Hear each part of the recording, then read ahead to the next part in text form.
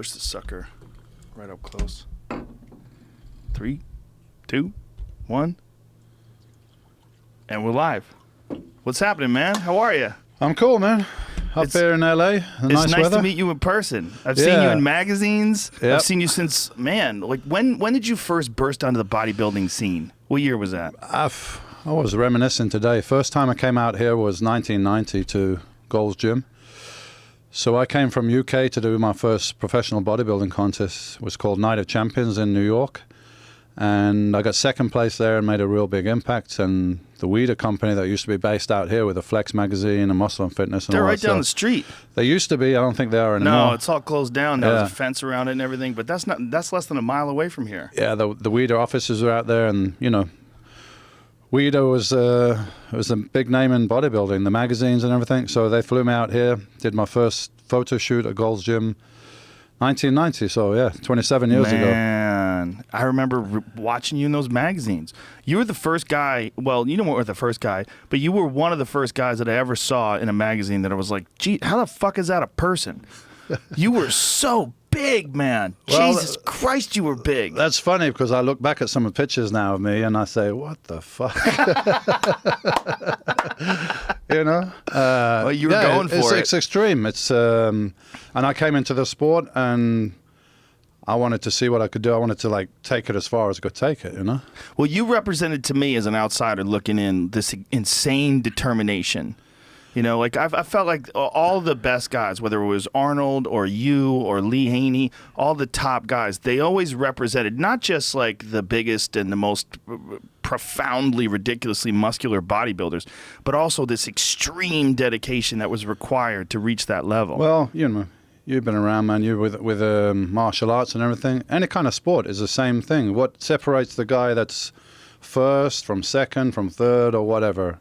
You know, you all got certain physical characteristics that help you in your sport and so on. So you're all gifted up there. So what can separate the guy from first and second and third? It's all up there. That's the key. How did you develop your mindset? Was that something that you always had, or was it something that you developed as you were training?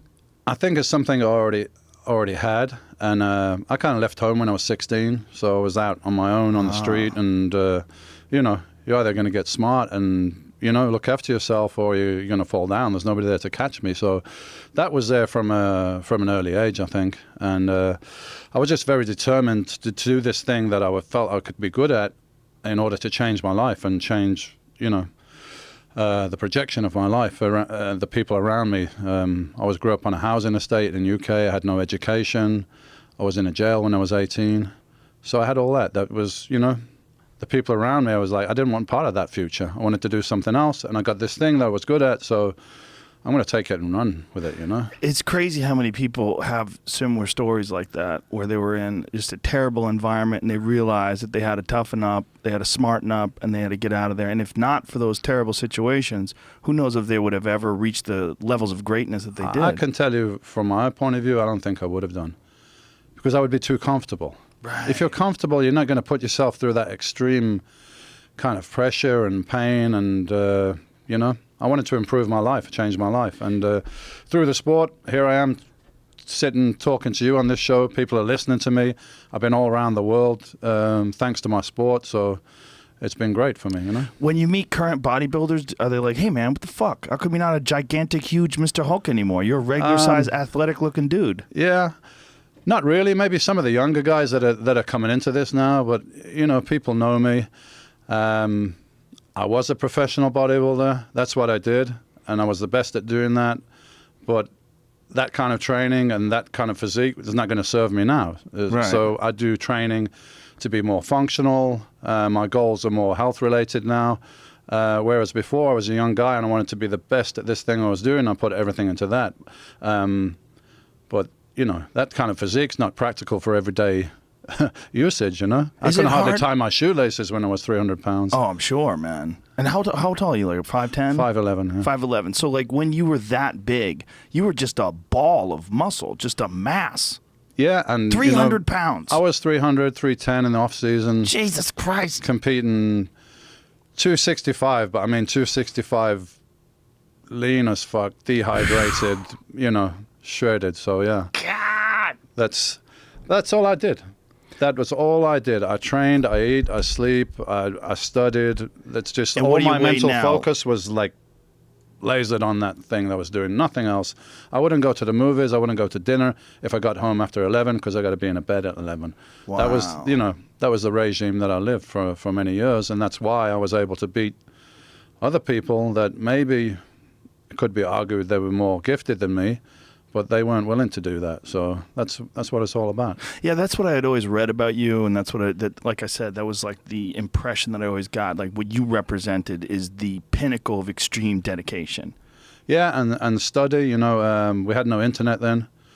Everybody's got coaches now and nutritionists. The thing that appealed to me is this was an individual thing. I had to learn about the training, had to learn about the nutrition, had to learn all this stuff myself, and that was. Apart from the training, that was part of it as well. The learning part of it I enjoyed. Was it hard to get good information? Because I'm sure there's a bunch of like gym experts. There's always these bro science guys that are hanging around giving you shitty advice. Like, how hard was it to get the proper information when it came to training? I kind of sifted through it and was very influenced by a guy called Arthur Jones. Don't know if you've heard of him, but Arthur Jones, he invented the Nautilus machines. And this guy was like a billionaire, self-made billionaire. He just was fascinated with bodybuilding, but had no business interest in it. So he just wanted to, he studied it, and it was like, what is it that causes muscle growth? What is it? And he found it was the intensity of exercise.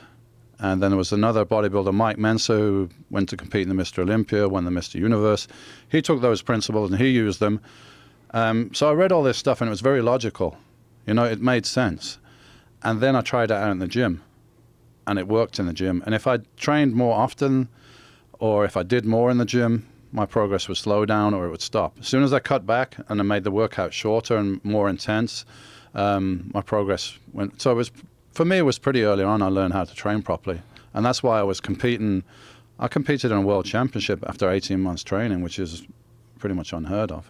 That is pretty much unheard of. Now, when you say shorter, more intense workouts, how did you regulate that? Like that's a huge issue with martial artists is overtraining. They want to do more work than everybody else. They want to work harder than everybody else, and they wind up breaking their body down and showing up for the fight exhausted. Overtraining is a big thing, yeah. And if you see the process for muscle growth is you go in the gym and you put stress on the muscle. If you put stress that it's not used to, then it's going to react. You're going to get growth. But you need to recover from that first. You don't go to the gym and grow and then recover later. That's not the way it works. You go, if you give your body some stress it's not used to, you'll get a reaction. But before you get the reaction, you have to recover. So if you're not allowing enough time to recover, I use this analogy at seminars I do. It's very simplistic, but it gets the point across. If you get a bit of sandpaper and you rub it across the palm of your hand and it's kind of bloody, if you leave it and let it heal up, what's going to happen? The skin's going to develop back a little bit stronger, a little bit thicker than before because it wants to protect against that stress. So that's the process. But if you go and you make your hand bloody, and before it's healed up again, you go and rub it again, what's happening? You're not really getting anywhere. You're just going to have a bloody hand, Yeah, you think you're being tough, but you're actually just being silly. Yeah, and it's why are you going to the gym? Right. I'm going to the gym to get results, so I'm going to do whatever it takes to get results. And if it means training 30 minutes once a week, or it means training 10 hours a day every day, whatever it takes, I was willing to do it, and I would have done it. But training 10 hours a day is not going to build your muscles. You're just going to burn out. So I was doing average 45, 50-minute workouts probably 4 times a week. Really? That's it? Wow, that's incredible. And everybody says, oh, that's it. Well, I write on a piece of paper, what the fuck is that? That's nothing, man. I'm like, okay, but come and do it. Come and do it and tell me if you want to do more when we're finished. Nobody has ever said, oh, please come and do some more. They're like, no, that's it. That's enough. Because every set, bar the warm-up sets, you got to warm up and, to be safe and everything. But the real sets, I call them, we're going to go to absolute failure and even beyond with force reps, with assistance reps, maybe extra negative reps, which is something that most people neglect when they lift weights. They think, I've lifted it. All right, boom, let it go down. I've lifted it. But they're neglecting the lowering part of the weight, the negative. So I get people to really slow that down, so you're taxing that part as well. And even at the end of the set, on some exercises with machines where it's practical, so you can't curl anymore physically on the positive, on the contraction, but your strength on the lowering is greater. So if you did curls and you failed, I could lift the weight to the top for you, and you could lower it down for probably another 3 reps. So if you'd just gone to failure here, you wouldn't have exhausted the negative part of the rep. So my thing is I exhaust everything. It's totally fucked. You can't lift, you can't lower it, you can't lift it. It's total failure.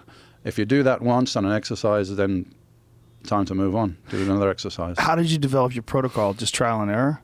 Trial and error, and, you know, I didn't invent this system of training. As I said, people there before me, Arthur Jones, Mike Menser, I just took what they did and refined it a little bit more for a competitive bodybuilder, because Arthur Jones was a competitive bodybuilder. The people he trained weren't. So his routines were even briefer than mine. But for a bodybuilder, you know, you got to work the side delt. You got to work different aspects. So I probably did a little bit more than they did. So I adapted it to myself and my needs. Now, when you were at your height and when you're 265 pounds shredded and dehydrated and then 310 pounds in the off season, you must be like used to looking at yourself like that. Like, was it hard to adapt to being, I mean, you're still obviously a very fit guy, but you're a normal size. Like, if I saw you, I'd be like, there's a normal fit guy. Yeah. That's what I want to be now. I'm not training for bodybuilding because it's not what I want to do now. Plus, I got a lot of injuries from all those super heavy weights I did. I got a torn rotator cuff, which is not, I've had a couple of surgeries on there. It doesn't repair. So, you know, I was trying to, you know, lift weights and continue to doing what I do because that's what I'm used to doing, right? Right. And when you're familiar with doing something, you're reluctant to change to something else. But I noticed, you know, my shoulders getting a bit worse, my hips were getting, you know, I'm like, hold on, is this serving me now? Why am I doing this? Am I doing this just to try and maintain something for other people, what they think I should look like? Right. And I kind of came to the conclusion, yeah, you are, because you're not a bodybuilder anymore. You're not competing. Right. So if doing this kind of training is not really benefiting you and it's maybe making your injuries worse, you know, when you're 60 or something, you're going to not going to be able to like lift your arms up or something like that. So I'm thinking more practically, and I started doing yoga, and I, you know, really fell in love with that. It's amazing, isn't it? Yeah, it's amazing. Physically, it's amazing. I got much more range of motion, mobility, and then you got the spiritual aspect of it as well. So actually, I was inspired to do yoga from a DMT trip. Really? I did a DMT trip, and I came back, and I was like, my body's all fucked up. This ain't right. Like, I got to fix some stuff here.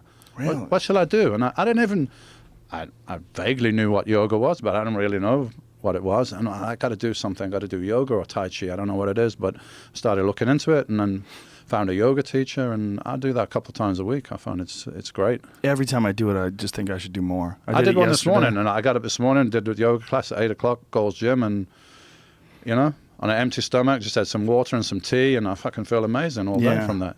Well, to me, it feels like it connects everything. It connects all the tissue from the back to the legs to the arms, it's like the neck and the core. It strengthens all the connecting stuff. And just and you get your energy flow is going around. And there's the thing with bodybuilding. Because bodybuilding, you're isolating the muscles, right? So you're isolating the bicep, you're isolating the tricep, you're isolating the deltoids, and putting stress on those muscles to maximize the muscle size of those individual muscles. Right. Which is great for bodybuilding.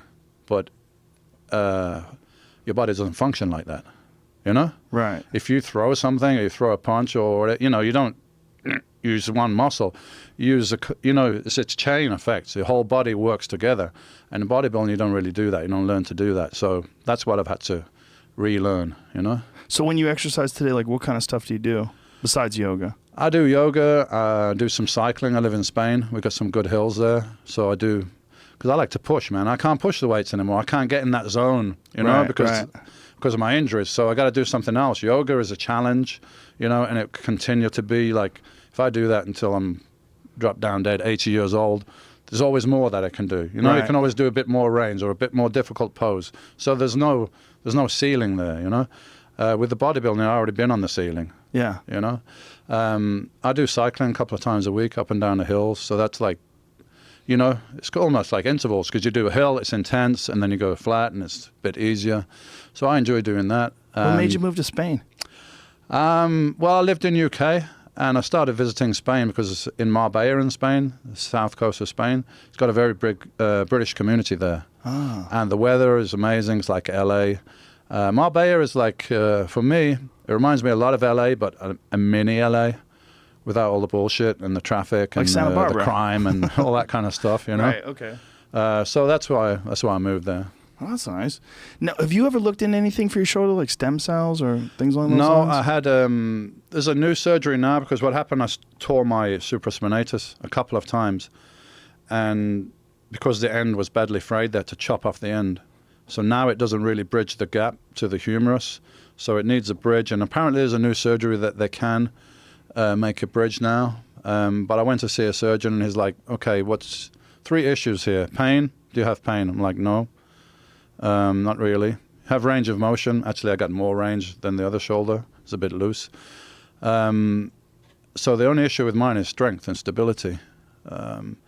And he wasn't able to give me 100% on whether the surgery would do that for me. And I've had about 6 surgeries. I had a tendon reattachment here, about 3 on the shoulder, had some on the hips. And I'm like, you know what? Unless you're going to tell me 100% that going through the inconvenience and pain of a surgery is going to give me what I need, then I'm not going to do it. I'm just going to cope with this. And I can't bench press, but so what? Like, you know, it doesn't really matter that much to me.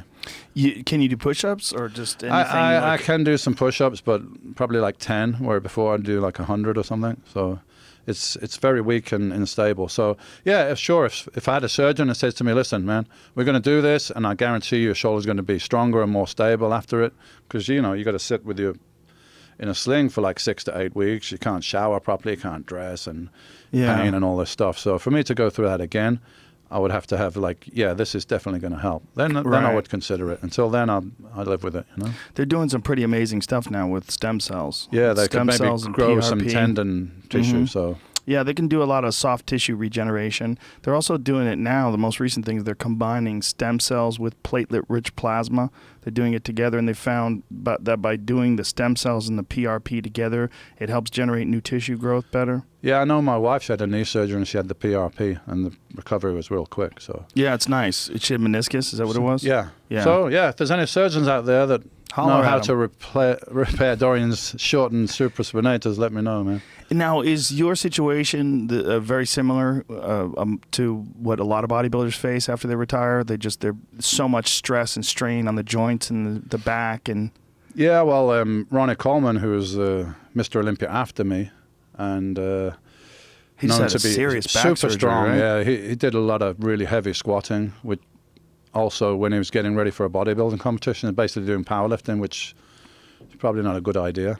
So Ronnie has a lot of problems with his discs in his back, and I'm not sure of all the details, but I know he's had a lot of fusions, so his mobility and so on is going to be very limited. More than one fusion? Yeah, several. So he can't really turn his neck and his back too good, and he's had both of his hips replaced. Oh, Jesus Christ. He's a young guy, too. How old is Ronnie? He's like 36? No, Ronnie's like almost my age. He's probably early 50s. Is he? Yeah. Why did I think he was younger than that? Well, he's retired now. Maybe I'm thinking I should have said 46 instead of 36. But, we both were known to be very strong. Ronnie even more so than myself, because he did powerlifting before. So we moved some heavy weights, and, any sport, man, you're going to have some consequences. Yeah, no doubt. If you run, if you fight, and play football, whatever, and anything has its downside. But all things considering, I think I'm doing pretty good. I'm healthy, and I got a dicky shoulder, so big deal. It's okay. Yeah, I'm telling you, man. Just hang in there. They're on their way to figuring something out for that. Yeah, that's almost what I'm thinking. I'm thinking like, don't do anything now, because in a few years' time there'll be something that can really do the job. So yeah, I'll wait until then.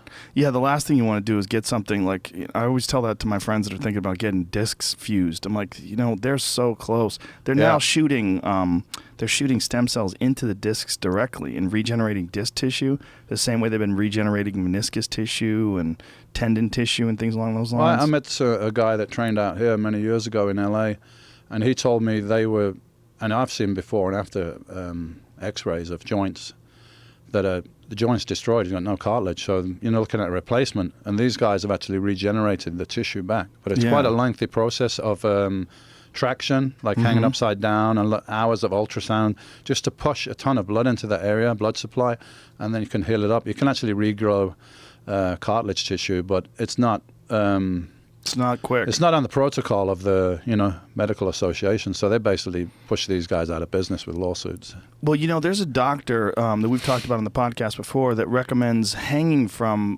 bars for your shoulders. It's one of the best things ever to alleviate pain and also to increase range of motion and reduce impingements. All right. Well, I have to get in touch with this guy. Yeah, well, there's I a hang bunch from of my videos. feet, from my back. I got the inversion table, and I do that a couple of times a week just to, keep the mobility there. I know one of my discs, L5, is a little bit worn, but I don't do squats or heavy overhead stuff, so I think it's going to be okay. But yeah, it's still, it's all about prevention, man. No. Have you heard of the reverse hyper machine? Have you seen that thing? No? We have one in the back. I'll show it to you. But right. It's a creation of West Side Barbell. Louis Simmons? Yeah, I heard of him. That crazy bastard? Yeah. Louis Simmons created this machine that when you lift your legs up, it strengthens the back, and on the down, when it swings down, it's active decompression. Okay, yeah. And it's phenomenal for disc issues. It's like active decompression plus strengthening together. I have one back here. I love it so much. Sounds great. Let's have a look at that there it is, later like on. this. You can see it up here. We've talked about this so many times. People would think this guy's like hired me to endorse his product, but it's an amazing product. I see how that is. Yeah, it's a reverse of the hyperextension almost. Play it so he can explain it, Jamie, so you can hear it. Notice the range of motion at the top. Squeeze the glutes. Good. Squeeze, control, release. Squeeze, control, release. She drops her head, raises her head on the way up, drops on the way down. Full flexion and extension of the spine. This will absolutely help cure a bulging disc. This is traction. It's motion traction. And I need that's to the get one of most those for my important wife. You're She's becoming she got a stronger disc, as you're getting physically fit. bulging disc. And every Well, time your you wife use a looks very machine for fit, strength, so you I'm sure she restoration. does a lot of lifting as well. Absolutely, yeah. Yeah, She was a it's- world champion as well in her field, It's so common for anybody that puts any strain in their body to have disc And usually the pops out. L5, L4 area on the bottom of the spine. Yeah. One of the things about bodybuilding is that in isolation, when you're constantly isolating these things, does that run the risk of like weakening certain areas? Like you have to be, I would imagine, very cognizant about balancing everything out. I think like with bodybuilders, the shoulder injury is the most common because you got the rotor cuff, which is small muscles and tendons, which gives you the mobility. That's why you can move it around rather than being a hinge. So what happens is, your pecs are getting stronger, your delts, your lats, all these external muscles are getting bigger and stronger, but these guys inside are not. So eventually they get overloaded and you get some kind of issue there, some kind of tear. So when I'm training people now, I give them rotation exercises to strengthen those areas so they can avoid that. But hey man, I started training in the 80s, we didn't know anything. And when I got an injury, and I live in England as well, there's no sports medicine doctors dealing with, strength athletes or so on. So I just go to your doctor and he's like, how do you do that? Lifting weights? Stop doing that shit. Why are you lifting weights? Take these pills and that's it, So now we have much more information, much more, sports therapists and so on. So there's a lot more things available now and a lot more knowledge and information that we didn't really have back then. Yeah. So, that's the main thing. You neglect some of the smaller supporting muscles, I think, when you're doing major bodybuilding exercises. Do guys now address that? Do they do like a lot of rotation exercises, a lot of rotator I see it more cuff in the stuff? gym than like, if you did that back in the 80s, people are like, what the fuck are you doing there with Right. that little weight? Waste of time, Do some, just lift some weights. But I see people doing it now and with the bands and everything. So, yeah. People are doing more preventative stuff. It's fascinating because there's guys like Arnold who were like kind of the original pioneers, and then guys like you who came after him, but you were still, again, pre-internet, figuring things out on your own, learning from the guys that came before you, but taking it to another level. That was the beauty of it for me. I never really liked team sports because I just feel like this asshole's letting me down here, and I felt like that through my life as well. I felt like my parents didn't really, like everyone's fucking letting me down. Fuck this, I'll do this myself. And so I got to learn about the nutrition, I got to learn about the training, I got to do it, I got to pull it all into action. And of course I had people like supporting me, but when I got on that stage, it was win or lose, I'm taking full responsibility for this. And we don't really have that now. And the guys don't learn anything because they got coaches. So what shall I do, boss? Do this, do that, and eat this and eat that. Okay. And, the beauty of it's gone. You're not learning anything anymore. And what if you fall out with your coach? Like, what are you going to do next contest, So is that like a big thing now? Like there's like a series of coaches? Is it like It's a MMA huge camps? thing. It's the a same huge kind of thing? And it's like, I don't know. I think the guys are suckers because who's making the money here? The coaches. The coaches are making the money, not the competitors. The coaches are smart, and I look at the coaches and I say, "Who the fuck are you? And what have you done? You know, which contest have you actually won?" And most of them haven't done anything. It's just all theory. So. So what are they, exercise physiologists? Like no, they're just guys from the industry that, you know, they've trained a few people and they got a few results, and it's more about for me, it's all more about the insecurity of the guys competing. Like, why don't you learn yourself and listen to your body? And I used to make notes, you know, every week I'd write down my diet, I'd write down every single workout that I ever did from 1984 to 1997 I have in a training log. You should sell that. I print it. Maybe, yeah. Print it, put it in a book. It's in all these little exercise books, you know, and like you can see the first one when I'm like 21 years old. It's a bit childish with the comments, but it's like, you know, I felt shit today. This was a shitty workout. Never fucking let this happen again. You know, all this stuff I'm talking to myself. So I got all this, and I go back and look at it sometimes, and it's weird because I can go back to 1988, and I can look in my book, and I look at that workout, and I was like, I was in this gym and I was training with this guy, and I can even remember like what I was wearing, and I can go back in time and remember that workout just from those notes. Yeah, like every workout. As soon as I got home and I finished, I was like, "Okay, bench press, I did this," and every month I would make notes and I'd say, "Okay, this is what I'm doing now. These are my goals for the next 4 weeks." You know, whatever, like little goals. Like I'm going to put 5 pounds on my bench press, but if you do that every month, then at the end of the month you got. End of the year, you got 60 pounds, right? So I did all these things like, you know, mental rehearsal, visualization, all this stuff. I did it. I kind of learned it. Nobody taught me. So that was one of the things, goal setting, writing it down on a piece of paper. And you can do this with anything, your business, whatever. You're writing it down on a piece of paper. You're making a commitment. It's fucking there on a piece of paper. Every day you can look at that. And that just gives you a stronger mental vision. And instead of saying, right, I'm going to win this contest in 18 months' time. Yeah, that's cool. You're going to win that contest. But how are you going to get there? It's like saying, I'm going to sail to Australia. Yeah, it's a good idea. That's cool. But how are you going to get there? Have you got a plan? Have you got a map? Or like, fuck, you're going to go with no map. You're just going to get lost, you know? So I found that very helpful. That's what I try to teach people as well, you know? Yeah, I think writing down goals is huge. And it's something that most people don't do. Yeah, I still do it now, like a daily thing. This is what I got to do today. Sometimes I won't get through it all, but, you know, at least it's there. I might put a couple of things off for tomorrow, but I find it very, very helpful, yeah. Yeah. And once you've written it down, like, you know, like let's say, I don't know, you want to stop drinking or something.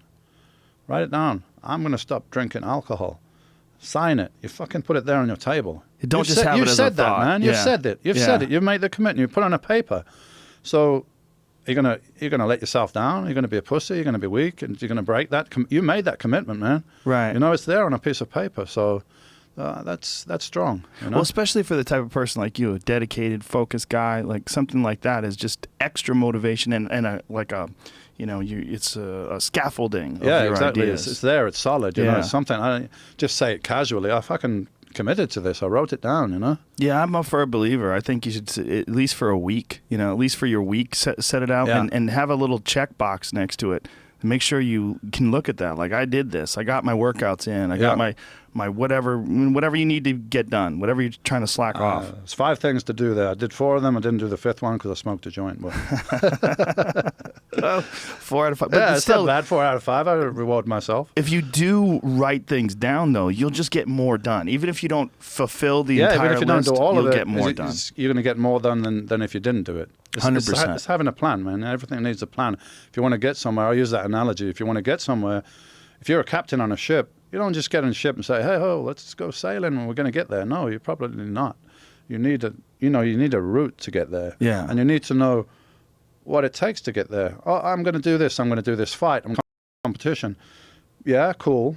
But do you know what it takes to get there? Right? First of all, this is what it takes. Okay? Are you prepared to do this? Are you going to do this? Yes or no? And if it's yes, go for it.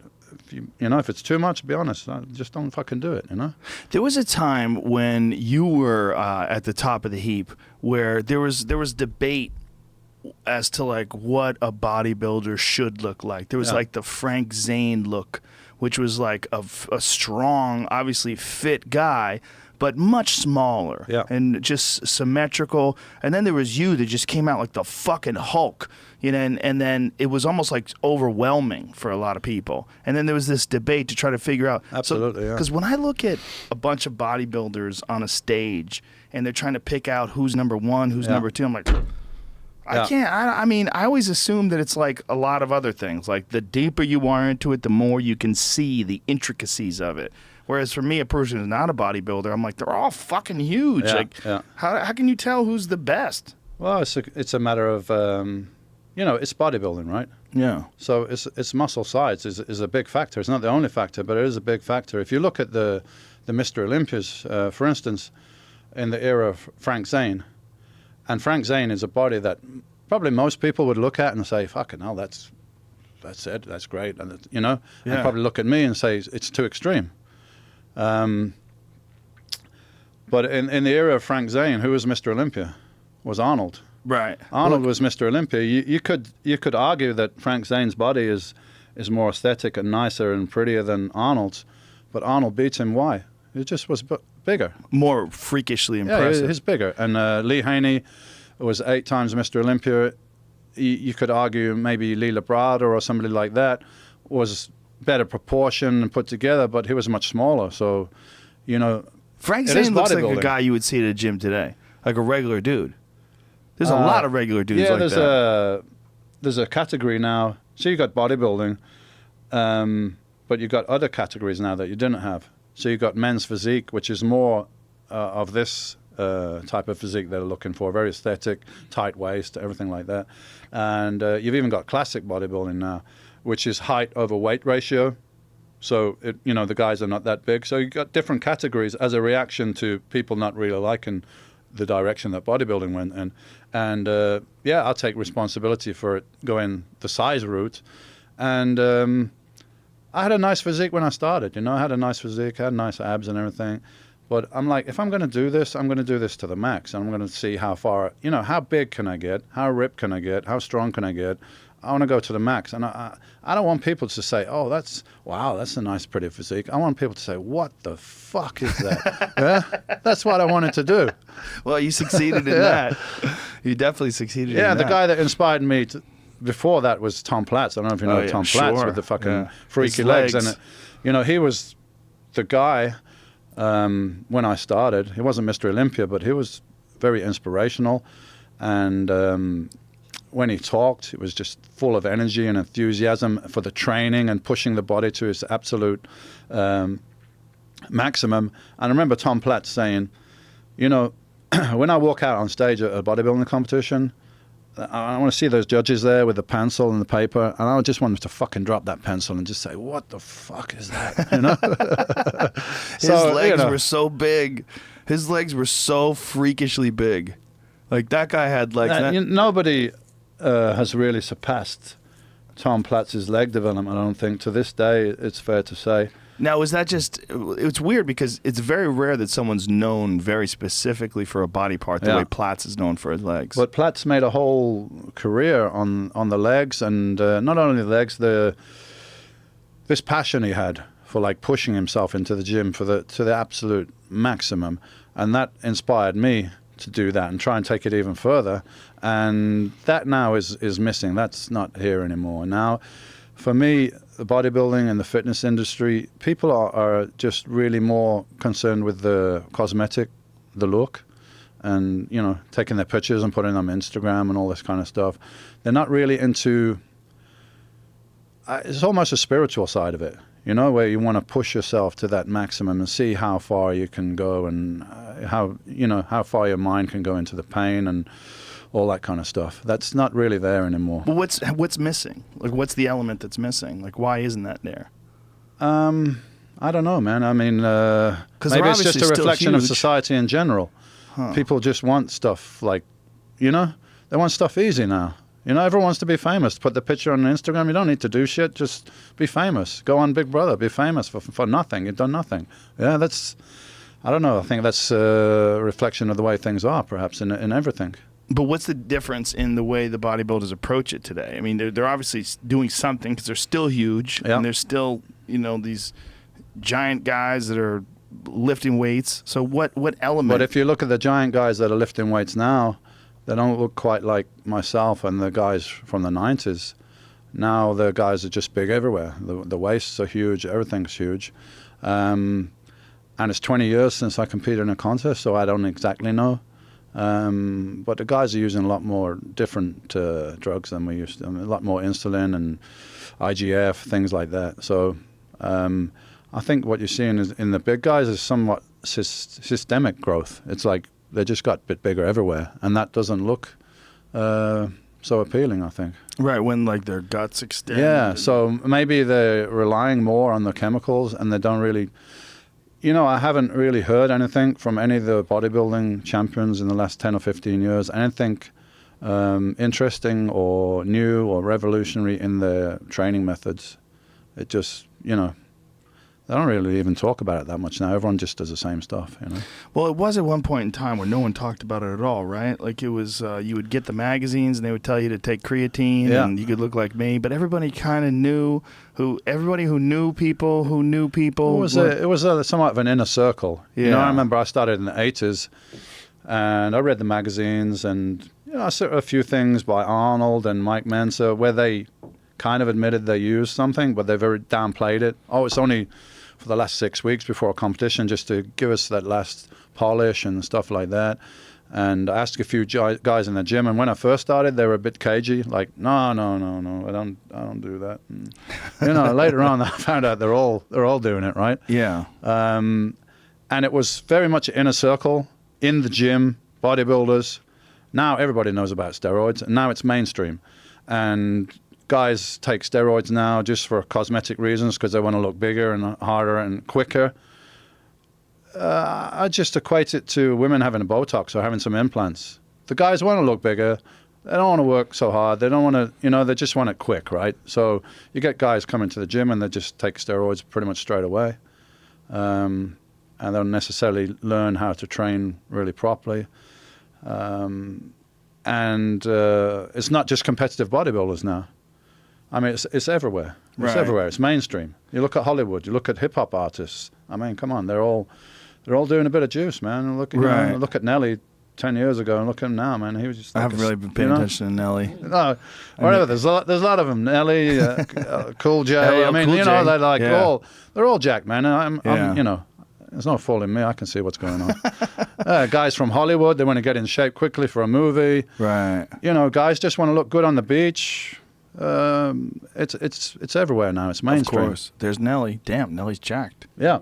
We saw a picture of Hugh Jackman when he was preparing for Wolverine. He was doing deadlifts, and he was in his 40s. Yeah. And someone was asking me, "Do you think he's doing?" Yes. Yeah. Why not? Yes, I mean, he is. how much did he get paid for the movie as well? Yeah. Fuck yeah. Yeah. Well, not only that, like. For a guy that's not really that kind of an athlete to all of a sudden look like that, like you got to make some radical physiological changes. Yeah, in a couple of months. Yeah, like that's not even a good picture of him, man. There's real good pictures of him jacked, but I mean, there's pictures of him from the movie too, which is he's enormous. Like he just became an enormous guy. What I'm saying is, like, how much did he get paid for the movie? My point is, you know, he got paid for that. So maybe he took a little health risk or whatever. You can debate that, but he's getting paid for it. But is it worth it if you're just doing it, just fucking look good on the beach or look good for the girls or something? Depends on how much pussy you get. Yeah. You know what I'm saying? Depends. But here's the thing, man. Once you get on that merry-go-round, you don't want to get off. That's the problem, right? And you don't want to get off because you took some stuff, you know, you got bigger, you're getting more attention from the girls now. Guys got more respect for you. Your self-confidence is up. You don't want to lose all that, man. Well, that was I'm not my speaking question. personally because I took it for a competitive sport, and when I stopped, I stopped. That was it. But that's my question. Like, how did you just accept the fact that you were no longer a superhuman-looking freak show of a man? Now you became a regular man. Was there a weird transition? My whole thing was See, with bodybuilding competition, I never showed my physique. Even in the gym, with the guys that I train with, I was covered up all the time. If I want to look at my physique and practice my pose and stuff, I did it at home.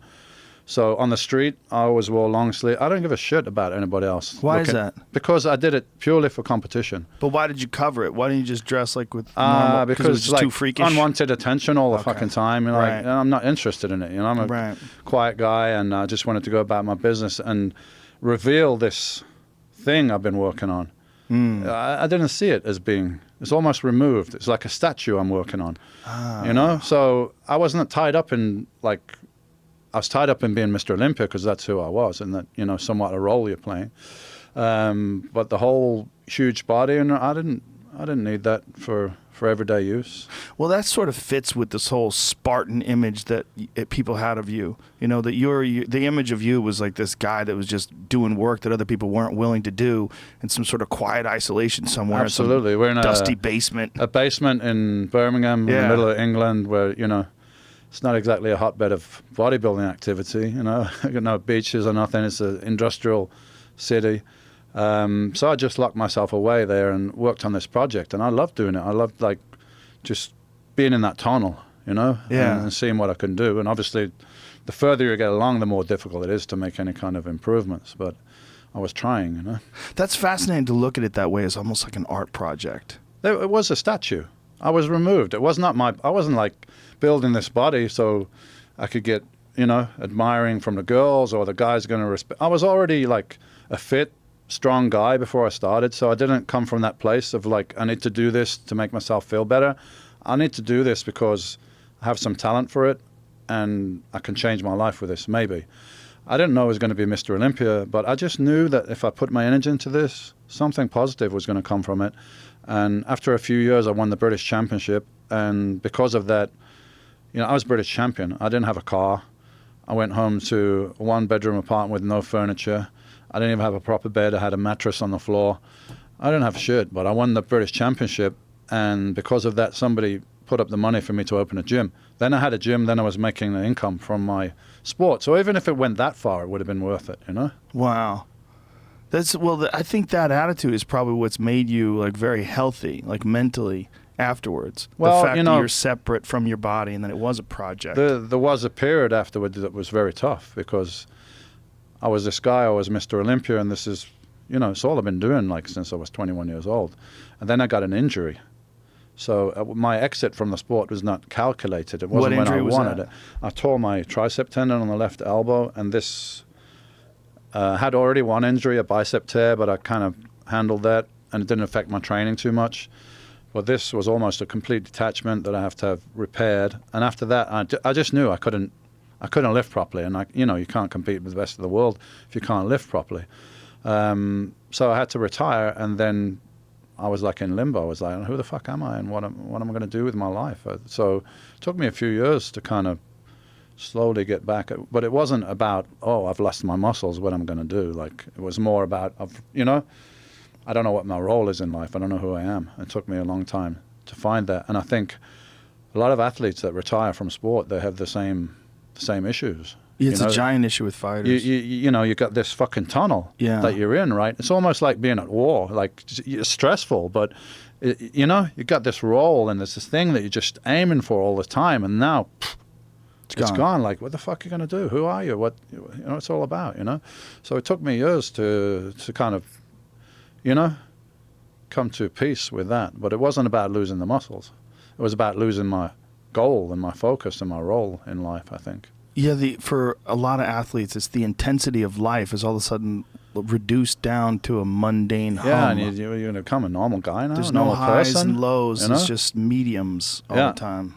But I turned it round because when I was doing bodybuilding, my life was very restrictive, like a fucking monk. I just had this regime, and I didn't want to socialize. I didn't want to do anything outside of that. So after some time, I came like, hey, man, so you can't do that anymore. How about the 1,001 things you didn't do when you were doing that because you couldn't? Now you can do all those things. You can go where you want. You can not eat all day if you don't want to. Like, eat 6 meals a day. You can do what you want. So I started looking into some other things I was interested in. I was always been interested in wildlife, so I started going on a few safaris and things like that. And yeah, slowly I realized, like, hey, there's a million and one things you can do in life. Like this, I get over this. So it's just a transitionary period. Transitional period, yeah. But I can absolutely see why many athletes struggle. Frank Bruno, who was, boxer, world boxing champion from UK. I know he had a really hard time, and almost like he was world champion when I was a Mr. Olympia, and we retired at the same time. We both got divorced. Like everything falls apart, man. Like and then you hopefully rebuild back to something else. Yeah, it seems that very few athletes have a smooth process into retirement, and fighters in particular, they always come back when they shouldn't. Yeah, well, I know why they do that. When I was a kid, I was always like, why is Ali coming back, man? Like, just, he's the greatest, and now he's going to get beat by some guy because he's coming back. But you miss the fucking adrenaline or whatever it is of that, of that, all your focus, all your soul, everything is going into that one point, and like, it's tough to replace, but you got to know when it's time to step down, I think, Now, when you did decide, did you have a plan? Did you write out a plan, like how to step down? Because you wrote out a plan for the rest of your life. No, because it was like new territory. It was like that, It was like I didn't have a plan. Right after the injury. Yeah, vaguely, I had an idea in my mind that I would like to open more gyms when I finished bodybuilding. Actually, that didn't happen, but I started my own nutrition company, which I'm still doing, sports nutrition, Dorian Yates Sports Nutrition. So put a lot of energy into that and different things, and being able to, experience things in life that I shut myself off with. So that's how I dealt with it, and now I feel great about it, and I can look back and I can sit back and say, you know what, I couldn't have given any more to that thing. I couldn't have given any more. So there's no regrets. Like a lot of athletes, when you're young and you're there, maybe you don't really appreciate it so much. And then when it's gone, you're like, shit, man, what if I'd have done this? What if? I don't have those what ifs, man. I did 100%, even too much, to the point where I got injured. So, I'm happy with that. I can put that to rest. That's a great lesson. That's a great lesson for young people coming up. If you just do all the work, when it's over, it's over. Do what you can do, man. Win or lose, you do what you can do, and then you have the self-satisfaction, the pride to look back and say, you know what, I fucking give it everything I had, and no regrets.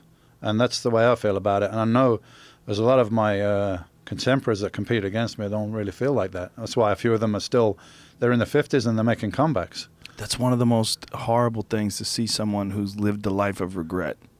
Yeah. Just nagging. Or even, I don't like to see athletes coming back when they're not as you remember them at their best, and they're coming back and they're not so good, which I'm sorry, but inevitably at 50 years old is going to be the case. Is there any bodybuilders who are doing that now at 50? Yeah, Kevin Levrone, who came second to me in Mr. Olympia, he made a comeback last year. Really? Yeah. How does he look? Well, it depends how I answer that question. How did he look compared to previously? Not good at all. How did he look for a guy that's making a comeback at 50 years old?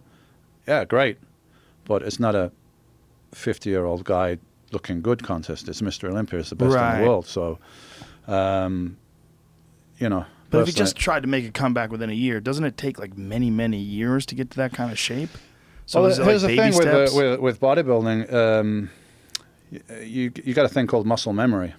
So maybe it took me 10 years to get to be 260 pounds ripped. But now that information is in my DNA. It's there.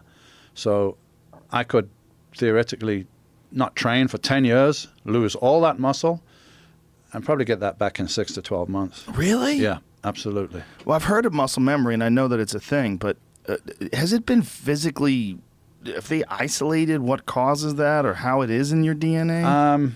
I'm not really sure if they have or if they're interested enough to do the studies that's necessary, but those of us, that are in the sport, we know it happens. I mean, Arnold did it like 1974. I think Arnold was going to retire, but then he got this Pumping Iron movie that everyone's familiar with. So the 1975 Mr. Olympia, which the Pumping Iron runs around, he basically made a comeback for that, just for the movie. And previous to that, he did a movie called Stay Hungry with Sally Field and Jeff Bridges. And I think he had to get down to like 210 pounds because the director didn't want him to be too big for that. So he came off the back of that, and then he just put all the size back on for the Mr. Olympia for Pumping Iron. Really? So the director made him sort of emaciate himself? Well, he still looked pretty big, I guess, for the average person. you know? Yeah. Oh, man, that's nothing compared to how he looks. But When he still was looks Mr. big Olympia. next to Jeff Bridges. Yeah, I mean, he looks like a really big, fit guy that you'd Yeah. see at the gym. Look at Jeff Bridges. Yeah. The dude abides. I like Jeff Bridges, man. Me He's too. cool. I love that guy. He's still around, man. Still banging out great movies. Yeah. We talk about how many great movies that guy's been in. Absolutely. What's the one where he's a country singer? That was great. Alcoholic Yeah, that was singer. recent. Yeah. God damn it. I saw that. That was a good movie. Yeah, they're He's just all good, man. He's a fantastic. good actor. Yeah, he's good at choosing roles. So when a guy does get down to something like that, is it a matter of like taking less steroids, working out less, like your body just naturally starts to shrink? If you're taking steroids and you stop, then you're going to lose a lot of weight pretty quick. Right. And maybe just don't lift weights. You know, play tennis, do swimming, do something else, and your muscle mass is going to go down. So I'm guessing that's what he did. Now, when you first started bodybuilding, how long did it take before you did take something? After about 18 months, I decided I want to do a contest. And I knew the guys in the contest were taking stuff, so I just want to be on a level playing field with them. So for like 2 months before my first contest. What'd you I did take? that. Little bit of D-ball, 20 milligrams of D-ball a day. That was the first thing I ever had. And then nearer to the contest, I switched to some Anavar and Primobolan. But I mean, 20 milligrams a day is like fitness chicks take that now. You know? Do they really? They do. Fitness Absolute. chicks do take steroids, right? I mean, it's pretty common. 100%. 100%. Even bikini chicks. Really? Like skinny bikini, because they want to look harder, they want to look leaner, and it's, I get girls that are fucking strippers and all kind of chicks asking me, I'm going to take this Winstrol stuff. You know anything about that? I'm like, I do. Do you? Oh, the guy just told me it's going to make me leaner and everything. I said, all right, let me explain what this is. This is an anabolic steroid. An anabolic steroid is a derivative of testosterone, which is a male hormone. So what they try to do is minimize the androgenic part of the testosterone, the male, and so you're left with more of the anabolic, the building part. But they can't completely minimize the androgenic part. So even though stuff like Winstrol and Anavar is less androgenic than testosterone, it's still derived from a male hormone. And if you take enough, you're still going to get the male side effects, which is pretty common in women's bodybuilding and fitness and so on. It's common in athletics across the board. Yeah, We see it in MMA. We see it in women in MMA as well. Look, man, if you're a competitive sport, a competitive athlete, you're going to do whatever you can do Yeah. to win. There was a study once done by a guy called Dr. Goldman, and it's called Goldman's Dilemma. And he asked a bunch of athletes, including, I think, Olympic-level athletes. So if I could give you a pill that would guarantee you would win the gold medal or whatever the equivalent is in your sport, but you would die at like 40, 45, would you take it? The vast majority of people said yes, they would take it. That's the mentality you're dealing with, especially when you're young, man. Yeah. Like you feel indestructible, like nothing's gonna, Yeah. It doesn't seem real, too, right? It's like global warming will one Yeah. day make the seas rise. Yeah, Yeah. but not right now. Exactly, So fire yeah. up the fucking Yeah, Buick. right now I want a fucking gold medal. That's all I'm Yeah. interested in. That doesn't even exist. I'm here now. I want Yeah. the fucking gold medal. And this is the mentality of the successful athlete. Mm-hmm. And, maybe it applies to everything. Maybe as a fucking businessman, if you said, you take this pill and you'll fucking make billions, like, would you do it? A driven businessman would probably say, fuck yeah, I'll do it. If it's a solution that'll allow you to win. Yeah. Yeah. So that's what I did. I consider that I did a calculated risk, as far as taking steroids with the possible negative health effects, which I tried to monitor. I had doctors, blood tests and everything like that. So if something really was going wrong, at least I'd have to, Did you ever find anything wrong? No, some things were a little bit out of the normal range when I was heavy. My blood pressure went up like not sky high, but it was, 140 over 90, 150 over 90. So it was edging up there, but I was 300 pounds. So, and a couple of other readings were a little bit, but nothing of great concern, But that doesn't mean to say that they're harmless, because it's over a period of time, right? And I equate it to smoking, If you smoke for 10 years and then you stop, apparently after 15 or 20 years, you're back to a guy that didn't smoke.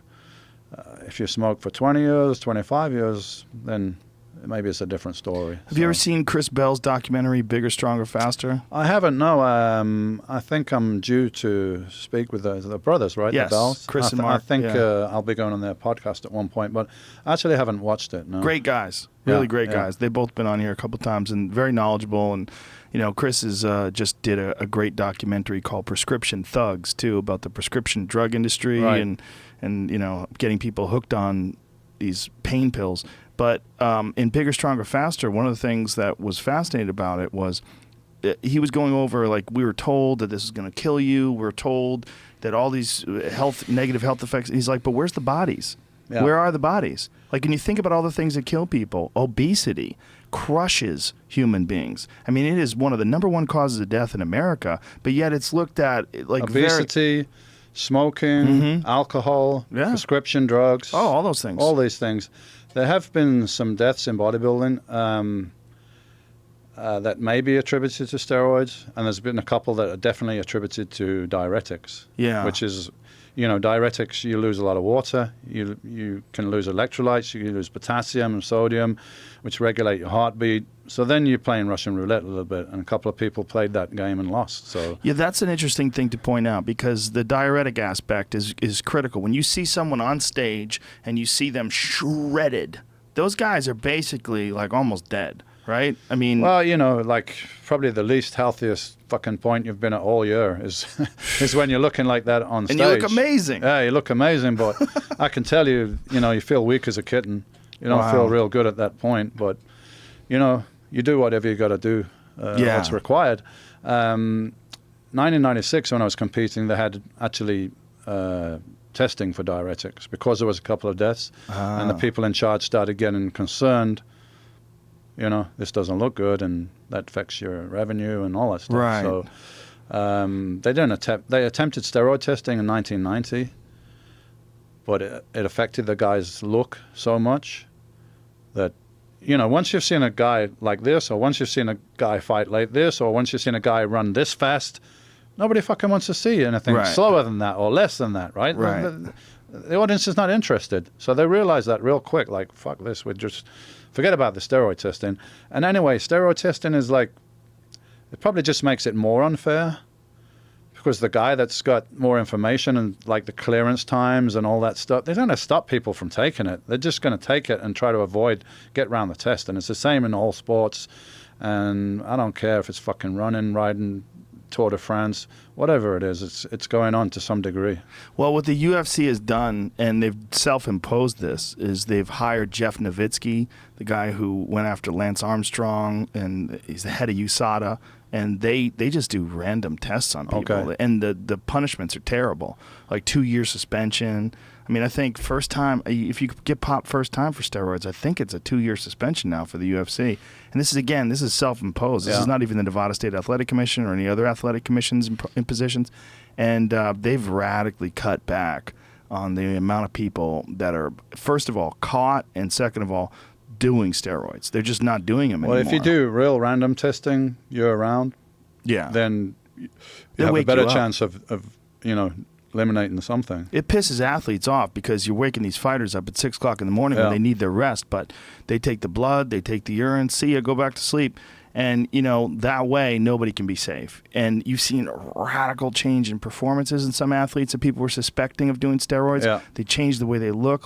There's so many pre and post USADA pictures of people that post them on like Twitter and Facebook and stuff like that, where they, in these groups where they talk about fights, like which athletes have been hurt most by USADA. Yeah. It's like it's interesting Would because it be more of the bigger guys, or it's across the board? it's bigger guys, but it's also EPO. Like a lot of guys have been popped for EPO. Yeah.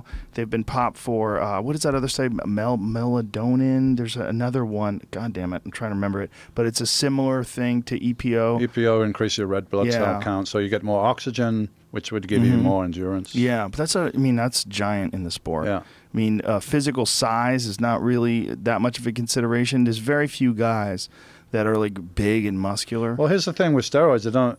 They can give you muscle size, but it depends on your training, like the kind of training you're doing. Right. So it can also help with your endurance. So just because a guy's not big and muscular doesn't mean there's not benefiting from steroids. You get runners and cyclists and like Lance the whole Armstrong. thing with Lance Lance Armstrong is like, he was on a pedestal and then he's demonized and is down here. Like, was he the only guy using a bit of testosterone, or No, he was Bill Burr was a good friend of mine, a stand-up comedian, had a hilarious bit about it. And he's like, our psychopath was better than your psychopath. Yeah. You got a dirty sport. Yeah. He's like, we just had one psycho that was more psycho than your psychos. And he had testicular cancer, right? Yeah. So I'm assuming then you're not producing any testosterone. So you're going to have to put it in from outside. How much? I don't know. Well, they had it they used to allow testosterone replacement therapy for fighters. They don't allow that anymore because guys are abusing it. And also there was questions of why they were losing testosterone in the first place. And one of the thoughts was damage to pituitary gland, because that's apparently a big factor with fighters. Once they develop damage to the pituitary gland from head trauma, they start decreasing the amount of testosterone their body produces. And so the thought was put it back in. But other doctors are saying, well, maybe you shouldn't be competing anymore. Maybe put it back in for general health and wellness. But you probably shouldn't be competing anymore if this is the way your body's responding to head trauma. Yeah, and you shouldn't really need replacement testosterone until you're like 40 or thereabouts, because you should be producing still.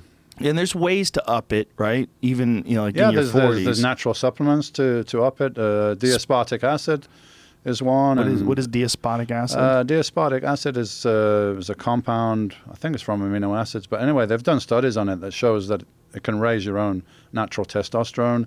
Some herbs, Tribulus terrestris, also has some some studies to back that up. Also exercise, right? Like high-intensity exercise, sprints, certain kinds of squats absolutely. And deadlifts. How much is going to make difference? Right. I don't really know. But, yeah, heavy exercise would raise your testosterone over normal baseline. But once you get to a certain age, it starts declining in any case, Now, when you started taking stuff and you started off with D-ball, at the height, what was the craziest amount of shit you were taking? The most stuff I took was in the off-season when I was training real heavy, trying to build size, because I had a regime that I used to get ready for contests, and I was always known for, really coming in shape. So I didn't use so much stuff getting ready for a contest. I used more in the off-season. So 1,000 milligrams of testosterone a week, some decadurabolin, maybe 500 milligrams, and D-ball, maybe 40, 50 milligrams is average, and growth hormone in the off-season. That's a lot of shit. It's probably about 30% of what guys are taking now. God, really? Yeah. 30%? I think so, based on what people are telling me. I mean, I have people come to train with me that haven't even done a competition, let alone a Mr. Olympia, and their stack is more than that. Wow. Because they found it on the internet. I'm like, what the fuck? Why? I just saw it on the internet somewhere. Somewhere? Yeah, there's you go on the internet and have a look for Dorian Yates' stack. I mean, I've been on there, and I'm like, first of all, 50% of this stuff, I don't even know what it is, right? So I don't even know what it is. And the rest of the stuff that I do recognize, like if you take this, you're going to get real health problems. So like insulin's an issue, right? I mean, insulin, you take too much insulin and you fucking keel over in a coma. I tried insulin the last couple of years I was competing because there's a few guys started using it and so on. And I don't feel that I benefited from it. I got a bit bigger. I got more bloated. The conditioning was harder to get. So for me, I didn't feel I got any benefit from it. You can get bigger, but it's not the quality. You know, I was known for like super hard, grainy quality, and felt I was losing a little bit of that using insulin. So that's my opinion. I wouldn't recommend it. I don't recommend it to people that I train with because it doesn't have any real benefits and it has a risk. So why, you know? That's fascinating, like the quality. Like what constitutes the quality of muscle that you're looking for? Well, I think in my case, I was known for muscle density. So you could have a 20-inch arm that's like got good volume, or you could have a 20-inch arm that looks like a fucking block of steel.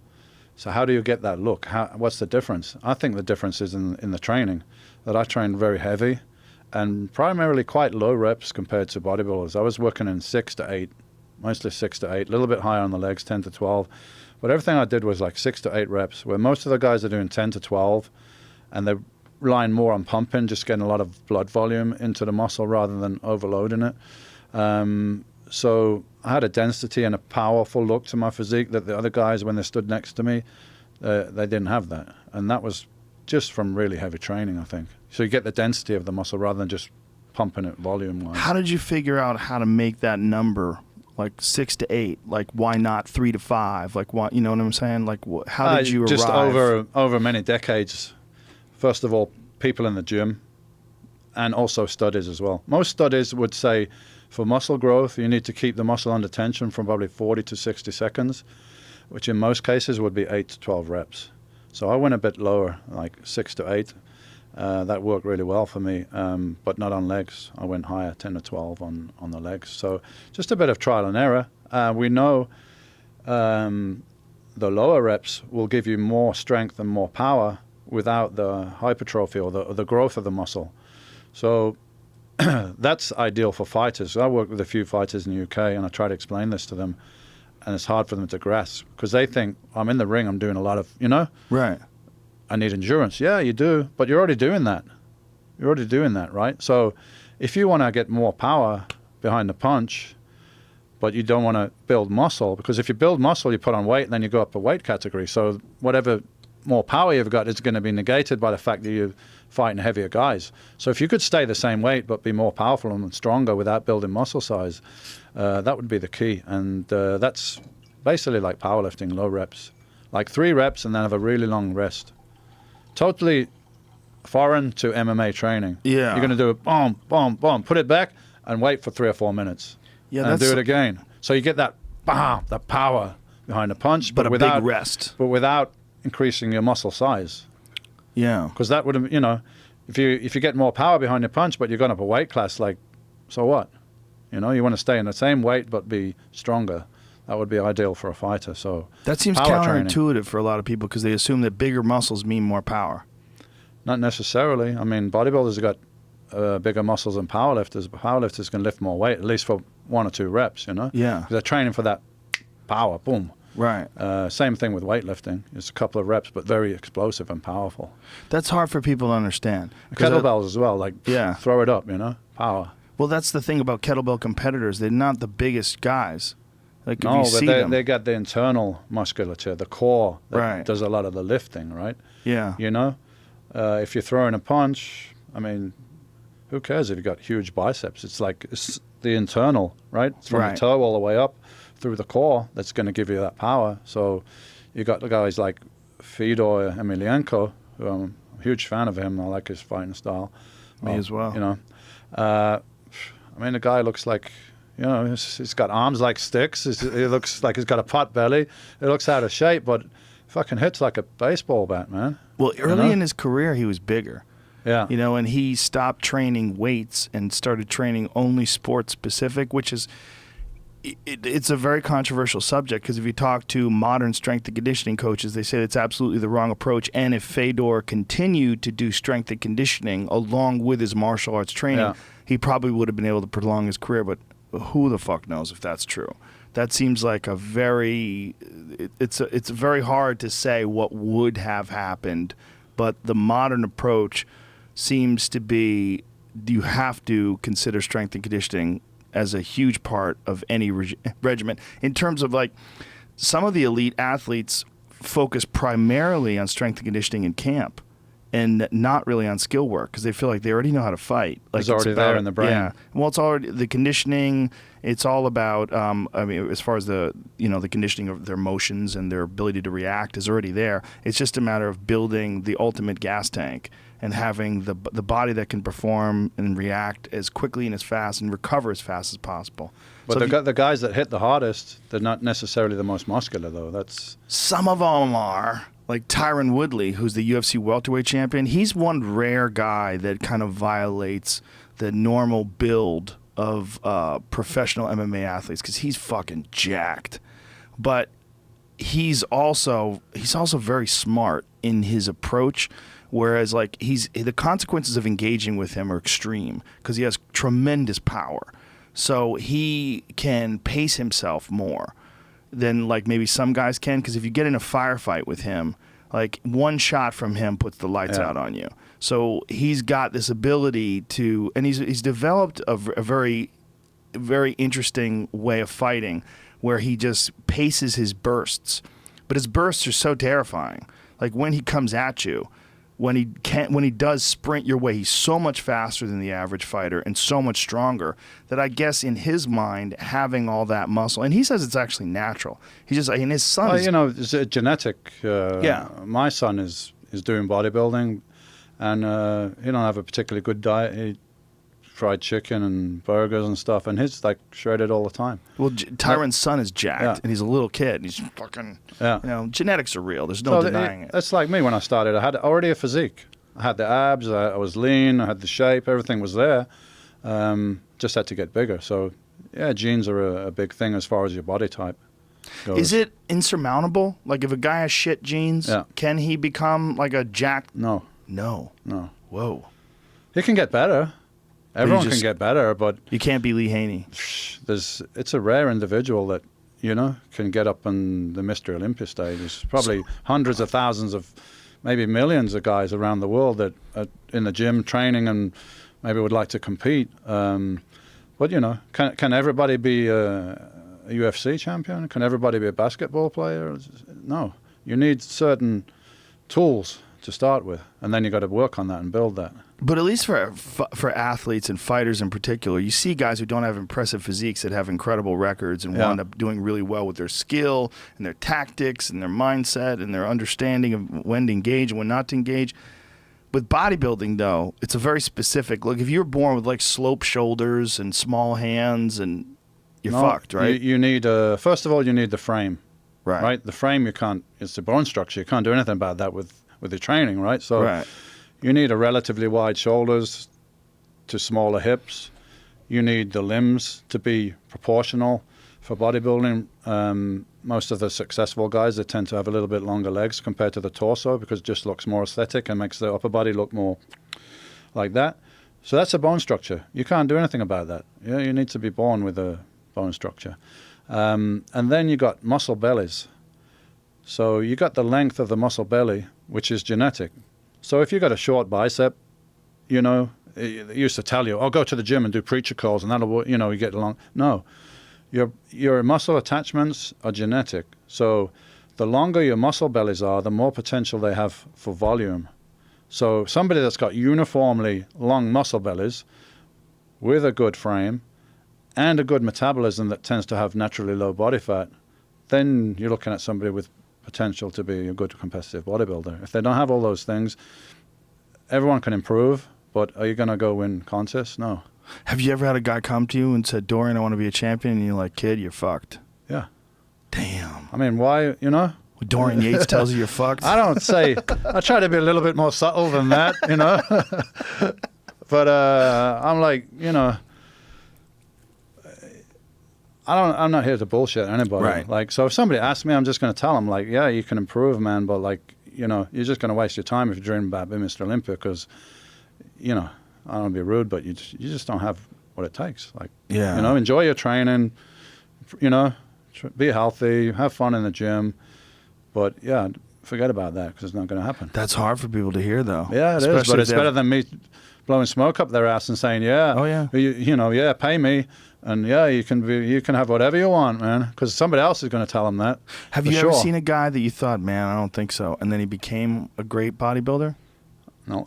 No. Jesus Christ. I can pretty much, I mean, I've been around like, you know, 35 years I've been in this game, man. So I can see people, and I've seen people probably with more potential than me, but they don't get anywhere because they don't apply themselves. So it's, you know, you got to have the physical stuff, but the glue, the thing that holds it all together is this. So I've seen freaks in the gym, but they, you know, first of all, they're not that smart. They don't really, you know, understand everything that's going on.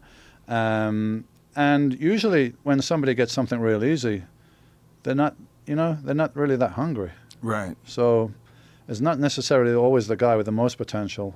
That, you know, you can beat somebody with more potential by being smarter and working hard, but it's, you know, it's only to degrees, right?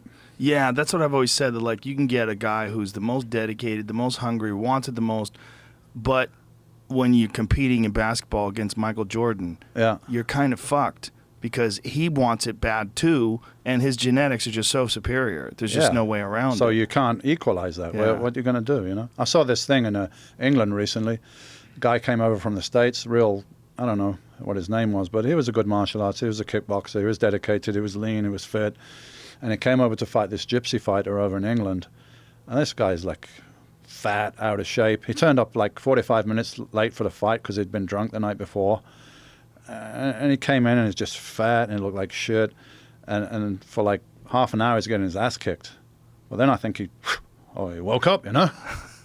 And he kicked the other guy's ass. So this guy's been training, he's been dedicated, he's doing all this stuff, and this guy's the night before is getting drunk, but he's still coming and kicked the guy's ass. So, you know, he probably just had more potential, or he had a hard head or something, I don't know. There's a lot of factors involved in fighting. I mean, his experience, his ability to take punishment, that some of it is just inherent. Like some people just have a wider face, stronger neck. They can take a shot better. Yeah, these are all genetic Some of it is characteristics, yeah. right? The ability to absorb punches it seems to be, or at least the variables seem to be a lot of it based on Yeah, genetics. maybe you got thicker bones or a shorter neck so your brain doesn't rattle as much or something. Mark Hunt's a perfect example of that. He's one of the best kickboxers of all time, and From New Zealand. yeah, right? just a tank of a man. Yeah. You know, 5'10", 265 pounds, just built like a brick shit Need a house. bazooka to take him out. Oh, dude, Crow Cop head kicked him, and he went down and got right back up. It's like nobody does. Like, Crow Cop head kicks you. That's a wrap, Yeah. you know. And he's one of the few guys that survived it. Well, I got my friend, a business partner from New Zealand. I don't know if it's true, but he told me about Mark Hunt. He's got a brother, and the dad used to get him in the backyard there and just like knock the shit out of each other, you know, until they're immune to getting hit. You Yeah. know, they don't feel it anymore. Well, he's been knocked out a few times recently, but you know he's in his 40s now. But It's isn't it just- the case with fighters? I don't know. I noticed anyway. You get a guy that's like seems to be invincible, then he gets knocked out, and then after that he loses it. Like Unquestionable. Chuck Liddell, for instance. Perfect example. Yeah, unquestionable. What is that? Well, your brain does not want to take that kind of punishment anymore. And what Chuck explained to me was that what it gets to is a point where your brain realizes that you're too tough and you're just going to absorb this punishment, and it just shuts itself off. Shuts down to protect itself. Yeah. And that's how he described it. Now, obviously, that's not like a neuroscientist Yeah. describing it. There's also the connective tissue that keeps the brain connected and Gets stable looser. inside that. It gets looser and more torn. And have you ever seen connective tissue? It's almost like a strong version of cotton candy is Yeah. what it looks like. It's not the toughest stuff in the world. And it's not supposed to take that many beatings. Like Yeah.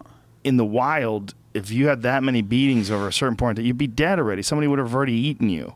But MMA seems to be safer than boxing because you don't get hit as many times. I mean, sorta. Yeah, I would say probably overall safer. But that's like saying motorcycle racing is safer than like going downhill in a skateboard 60 Yeah, miles an hour. yeah. You're kind of fucked. It's all relative, right? Yeah, it's all like the study that they did that just came out this week on football players, which show they did a test on 111 fighters or 111 football players. 110 had traumatic brain injuries. I saw the movie. I can't remember what it's called now with Concussion. Will Smith. Yeah. And, the brain damage was causing the guys to like be violent and all kind of stuff. I mean, Well, they were saying that 87% of football players at all levels, high school, college, all levels, have traumatic brain injury. 87%. what are you going to do? Stop Exactly. football? Stop MMA? Like, That's the stop question. rock climbing? Like, you know, everything's got its Right. its risks, right? Every sport, unless you do it like, you know, moderately. If you do things in moderation, they're good. But You'll never be competitive- Dorian Yates in moderation. No, competitive sports are not, you know, they're not the healthiest thing in the world, right? No. I mean, you're dealing. Well, I mean, I guess there's injuries involved in basketball, right? But you know, you're not Not gonna so bad. lose your ability to think. But even like endurance sports, marathon running, stuff like that, these guys die younger than a sedentary person Yeah. because of the massive amount of free radicals they're producing, which is aging the cells. From Is that all what the- it is? Yeah, massive free radical from all this oxygen. Like, so you're aging your cells. You're wearing yourself out doing all these endurance sports. I think what's going to come out in the future, and I've been doing this myself and getting great results, is very short interval training. They've done studies with 5-minute cardio workout, and it's getting the same results as an hour. What? Yeah, I do 10 minutes. I do What? 90 seconds, like, you know, moderate. Then I do a 30-second all-out sprint, whether it's on a cross trainer or a rower or kettlebells or whatever. Get the heart rate right up, like 160 or something, and then go back down. Do that a few times, like 10 or 12 minutes. And my resting heart rate was pretty good for a bodybuilder. I guess it was like 54, 55 in the morning. I had it down to like low 40s, 45 in the morning. Really? Yeah. And that's just from doing a couple of times a week, a 10-minute workout. And once a week I do a hard bike ride. But yeah, absolutely. Because you want to get the benefits from the cardio exercise, which is a more efficient cardiovascular system, but you don't want the negatives of all that free radical. So if you can get what you're looking for in a 10-minute workout, why are you going to do an hour or 2 hours? I don't know if it would, you know, be useful for a fighter because you're going to be in a ring for all that long. So you've got to condition yourself for that. But Right. I'm just talking about for general health. Wow. I've never even heard of such a thing. Yeah, interval training. But 10 minutes? 10 minutes. They've done studies on 4 and 5-minute workouts. Yeah. Wow. So I think that's the future, where you want to get the benefit, but without the negatives. Do you think you could run a marathon right now? Could I run a marathon? No. No. Running is not for me. No. Well, definitely not for you when you were in your prime. Yeah, fast walking is good. When you were in your prime, how much endurance did you have? Like, if you had to do something, if you had to go up a flight of stairs, were you like, It oh, wasn't fuck. too bad because I always did some cardio. I did some cardio and stretching, so it was a bit unusual for bodybuilders because that doesn't give you bigger muscles. But I saw the other benefits of it because if I got a more efficient cardio, like I'm training legs and back, stuff like that, that's a huge amount of oxygen. You go to failure on squats or leg presses, you know, that's a huge amount of oxygen. So for me to recover from that, I needed a bit of cardio. So I was doing 3 or 4 times a week in off season, every day, getting ready for a contest. But it wasn't very intense. It was more like moderate. I did like fast walking for an hour, or I do stationary bike for 45 minutes, sometimes twice a day. So I was doing quite a lot of cardio work, getting ready for a contest, rather than starving myself. Oh, I see. You know, I was bringing the calories down a little bit and bringing the activity up a little bit. So it was a bit of both, a bit of calorie restriction, a bit of more activity, more calorie burning. Now, when you're doing calorie restriction, but you also have to keep all that mass, how did you kind Contradictory of goals. Yeah. You know, training we can debate because I trained with some MMA guys in England, bit of jiu-jitsu, but mainly conditioning stuff. And it's fucking hard, man. It's hard training, right? It's a super hard cardio, and then someone's trying to punch you in the face at the same time. That's hard. So we can debate about the training, which sport is harder, yeah? Because I've done a little bit of both. But what's harder in bodybuilding is when you leave the gym, it's still with you. And when you're getting ready for a contest, you're going to do more training and you're going to eat less. So most sports, if you can go train hard and then you can go home and eat. With bodybuilding, you know, 2 months before a contest, you're hungry all the time. Because you're trying to lose. You're trying to slowly lose the body fat while maintain the muscle. If you're trying to lose weight too quickly, your body will preferentially burn the muscle because it's like body fat is an emergency store, right? Your body doesn't want to give it up, so you got to like coax it out slowly, you know. But yeah, you're going to be hungry and you're going to be tired for a couple of months going for a contest. That doesn't sound like fun. It's not fun, man. It's a constant mental battle as well because your body's telling you to eat. You know, you got to eat. You got to eat, and at night you can't sleep properly because you go to sleep a little bit, and then your body's like internal alarm clock will wake you up. Hey, you're fucking starving. Go eat. And you're like, no, I ain't doing that. But how do you keep your body from absorbing all that muscle? Because you're carrying so much muscle. Is there a drug that you can take that keeps the mass? Well, you know, you're taking steroids, which are anabolic and anti-catabolic. So that's going to stop you from losing muscle. However, you know, if you restrict your calories too much or, you know, too much exercise and none of, you're still going to burn muscle. It's just going to lower the chances of it. So, you know, you got to stack everything in your favor. You're taking steroids, just, you know, try to keep the muscle mass and stop losing it. But if you restrict too much, you're still going to lose it. So you need to like 1 or 2 pounds a week, very slowly.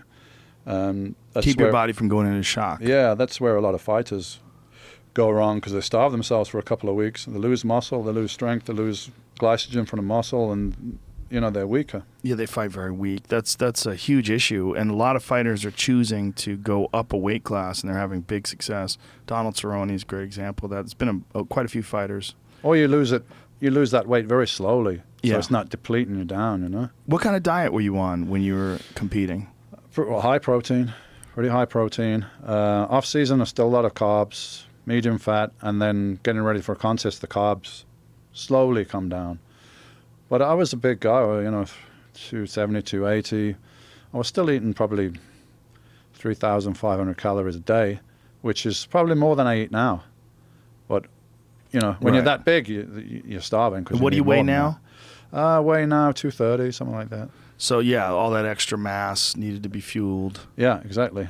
Now, when you were in, say, like, out of contest, now, what your goals were to put on muscle that you would eventually, like, you would get bigger and bigger every year. That was one of the things about you. I would try to, yeah, and then maybe there's certain areas where you want to, like, work on at some point. That's a bit behind, so you put more focus on that and a bit less on something else to try and keep the balance.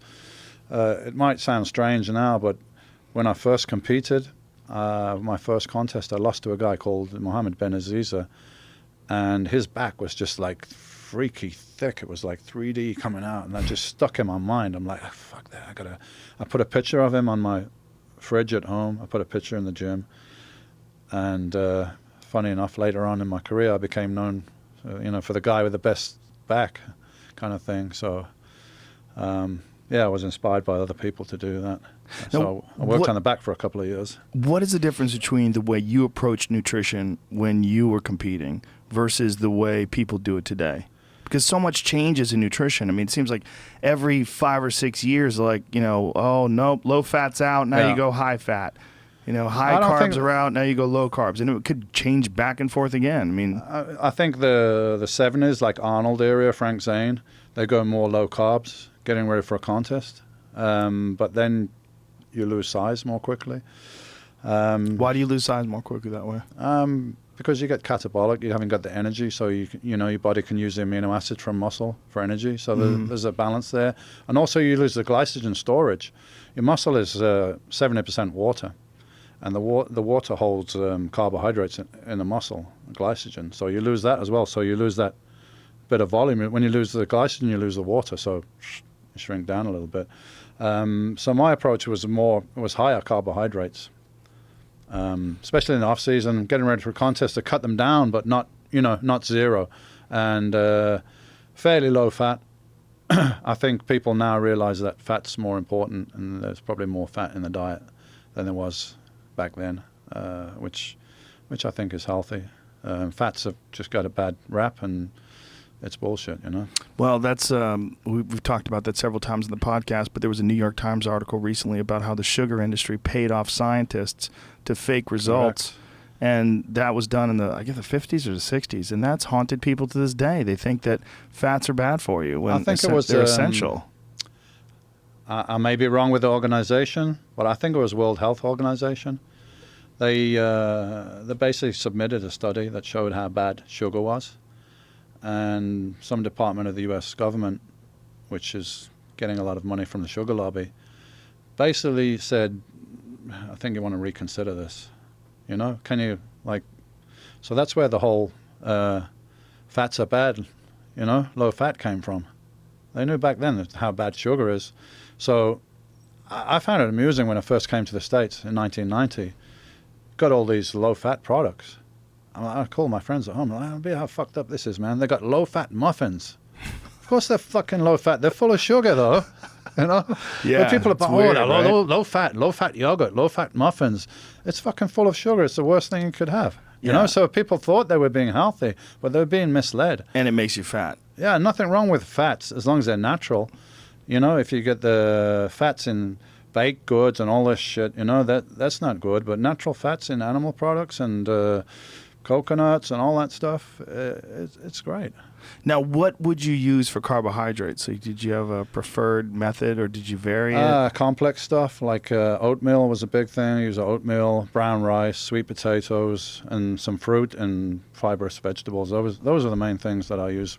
Nothing fancy, you know. Did you mix your portions up in like little Tupperware boxes or something like that so that you could know exactly what to eat? I used to weigh my food like pretty much all the time. I didn't eat in restaurants very rarely. And yeah, I used to pack them up in boxes because, you know, you got to have it all the time, right? Yeah. So that was one of the things I didn't miss, man. I'm so relieved. I don't carry no fucking plastic boxes around with food in. I just go to a restaurant and eat whatever I want, you know? And have an ice cream if you want to. Yeah, exactly. That must have been nice when you realized you could just eat. Yeah.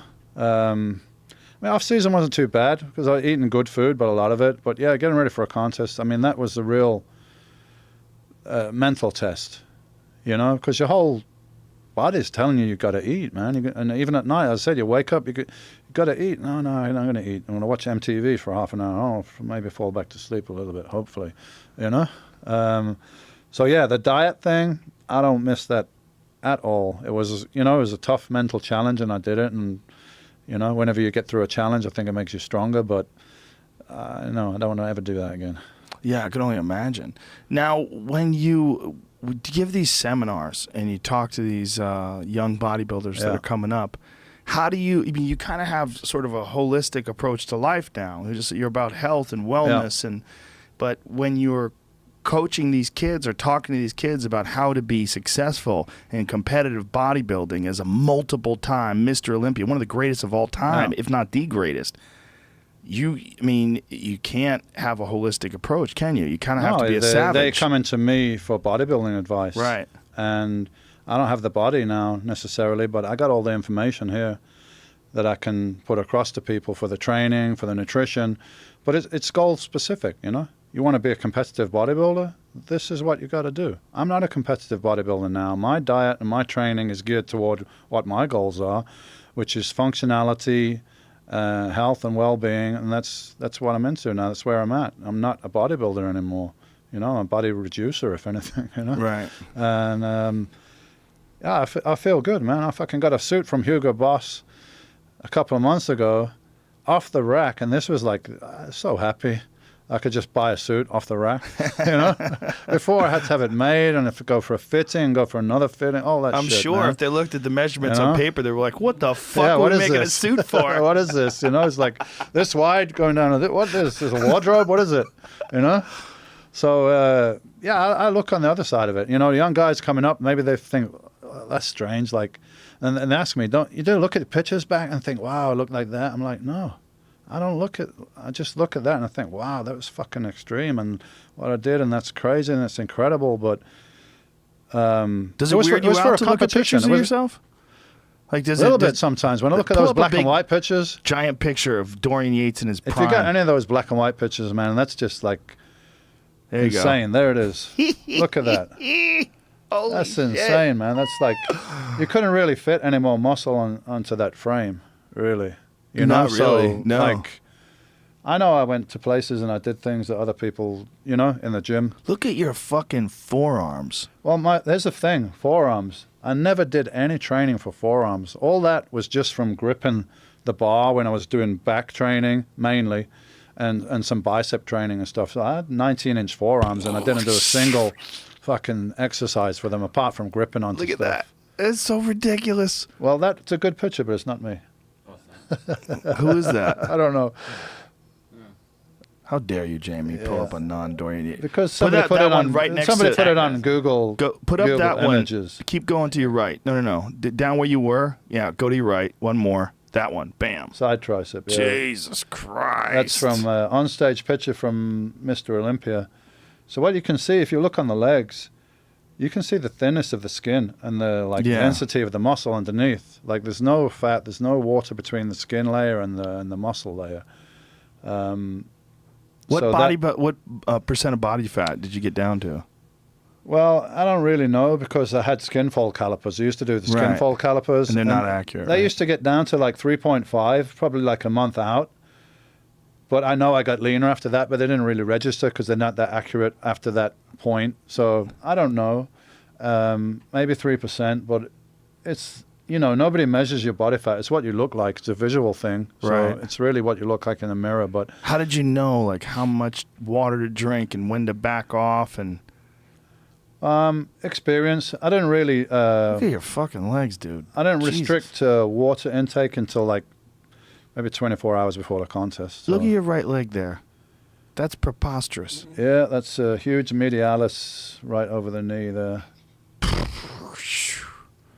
Jesus. Yeah, that's a lot of sick work, man. That's like I used to train legs pretty much once a week, and for 4 or 5 days of every week, I had trouble sitting on the toilet. I had trouble moving around. I mean, if I didn't, I wouldn't be happy, man. I had to feel that fucking pain in the ass, pain in the leg, just to sit down. But hey, it's satisfying because you know you've fucking done some damage, right? If it's like that, and the damage repairs itself to get slightly bigger and stronger. Bodybuilding is just an adaptation to stress. Yeah. You know, you put a certain stress, your body's going to adapt to it. Fuck, I need to get bigger and stronger so I can handle this stress next time. That's basically what it is. So you're continually trying to stress yourself. Like anything, like you want to get better cardio, you've got to stress your cardio system so it adapts. Yeah, there's no other way, right, to get that big? I mean, there's no shortcuts. There's nothing you can do. There's no easy route. Well, I don't know. It looks like guys are looking for the easy route now because I don't see them training that hard. But then you don't see the quality of the physiques. The guys are big now, but you look at the quality, it's not the same. It's not the same. Okay. It's not the same. It's generally accepted in bodybuilding that the 90s was the peak of competitive physiques. As far as the standard and the depth of the standard, there were like 6 to 8 guys on that stage that were like really... Like if you're off, you know, those places could change. Now you got one guy, Phil Heath, who's Mr. Olympia, and it's pretty like distance between him and the next few guys. Now, what is it though? Doesn't it open the door for a current modern day Dorian Yates, like some super dedicated person? I mean, physiologically, people can still do the same things that you did. Yeah, but things have changed since the 90s. There's a lot more avenues that people could choose to go down as like doing a sport. Or I mean, for instance, UFC, it didn't exist in the early 90s. I remember watching the first show on I was in New York. I watched it on TV, the very first one, you know, with Royce Gracie. So you got MMA, you got CrossFit, and you got all these other competitions now in the bodybuilding arena. That's not bodybuilding. It's men's physique, where they wear the board shorts and they're going to have the nice physique and abdominals, the kind of physique that most people aspire to have, I guess. You got classic bodybuilding. So you got a lot of different avenues, and I think the interest in pure bodybuilding is a lot less than it. I mean, in the 90s, everyone wanted to be a bodybuilder. It was like hugely popular. Yeah, what's interesting now, what is this, Jamie? What are you pulling up here? This is a Mr. Olympia from 1996. It's myself, Sean Ray in the middle, and that's Ronnie Coleman on the end, who became an 8-time Mr. Olympia. You guys are all jacked. Also. It's so hard to tell. See, I'm looking at this, I'm like, how the fuck do you pick? I'll work Ronnie it out for you. The guy on that end is the best. That one right there? Well, it's also got to be hard for that tiny dude that's next to you. You know, because you're just so much bigger than Tiny him. dude has always been unhappy because he got beaten by me. But thing is, he had a great physique, just like Frank Zane had a great physique. Right. You know, if he was the same size as Arnold, maybe he would have beat him. But he wasn't the same size as Arnold. And Right. the same goes with the gentleman up there, Mr. Sean Ray. He had a great physique, but, you know, I was twice as big. So a big guy always beats a good little guy, right? Yeah. Yeah. It's a crazy sport, man.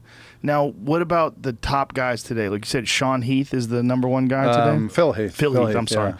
Now, there's so many different avenues now, and a lot of people are going towards like the internet route because you can make a Absolutely. lot of money as like an internet like famous person for being a bodybuilder. Then you selling things and selling. There he is, Phil Yeah. Heath, pretty Well, jacked. Yep. He's He's, pretty jacked. Phil Heath is, you know, Giant. is not very wide in the shoulders. That's his weak Christ. point, but he's got huge, long muscle bellies on most of his body. His pecs are not great, but the rest, you know, the rest is he doesn't really have any weak points. That's why he's ahead of everybody else. And you just think there's just less people doing it now? There's less people going into competitive bodybuilding because there's a lot more avenues, and I think it's less popular now because it's almost like peaked out with myself and Ronnie and gone down a little bit. It's like how do you surpass it?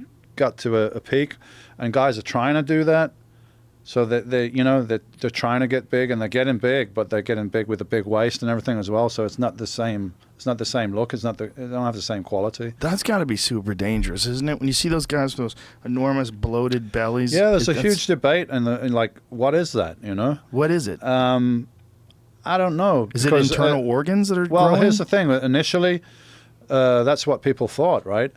And my waist started to get a little bloated around 96, 97, maybe 97, when I was using insulin, right? It got a little bloated, a little distended. But when I retired, it went down. And I actually, in England, well, because I was always like, oh, I'm taking steroids for this sport because I'm a professional. When I'm not competing, I'm not going to take them. So stopped taking them. And also I took growth hormone. And that was the thing. A lot of people think growth hormone is going to increase the size of your internal organs, and that's why guys are getting bloated waistline. So I went and had a battery of tests where they actually measure all your internal organs, and mine were all totally normal, apart from my heart was a bit bigger and stronger, but that's just normal athletic heart. So that wasn't the case. So perhaps it's fat that's building up around the internal organs, or maybe it's just a lot of water in the intestines and it just bloats the waist out. Oh, The short Jesus. answer is I don't really know. Who's that guy in the far left? I don't know. That's like a turtle shell. Doesn't that look like a turtle shell? Yeah. Jesus Christ. So that could be insulin. That could be a variety I of think different this things. is we only seen this kind of thing happening since the guys are using insulin and IGF, which is insulin-like growth factor. Wow. So yeah, it's not a good look. It's not Weird. The turtle shell look is so weird. It literally looks like So someone. it's like the guys have got big, but everywhere, systemic, Yeah. like growth. You know, when you're training with weights, your major muscles are going to grow, but not around the waist. Can thicken a little bit, but not that much. Now, when you got off of everything, when Yeah. you retired, what was the crash like? Well, it wasn't something I was ready for. I had a lot of things going on in my life. I had a divorce. I had somebody close to me pass away.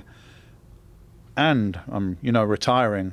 So, they say a death in the family or a divorce or a retirement is like a major stressful event. Well, how about having all fucking three at the same time while you're coming down from steroids? So, yeah, I definitely suffer from depression, anxiety. I don't know what's going on. Like, why do I feel like this? I didn't even now I know.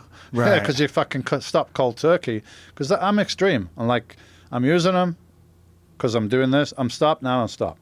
So, and I had no real help. There was no real there's guys now, especially in the States, that they specialize in patients that are using steroids and all the possible side effects and coming off and all that stuff. I don't really have any of that, so I just went cold turkey. And after about 2 years, my normal testosterone was still not coming into the normal. So then I went on the replacement therapy, which is like twice a month. testosterone replacement, and yeah, then I felt normal again.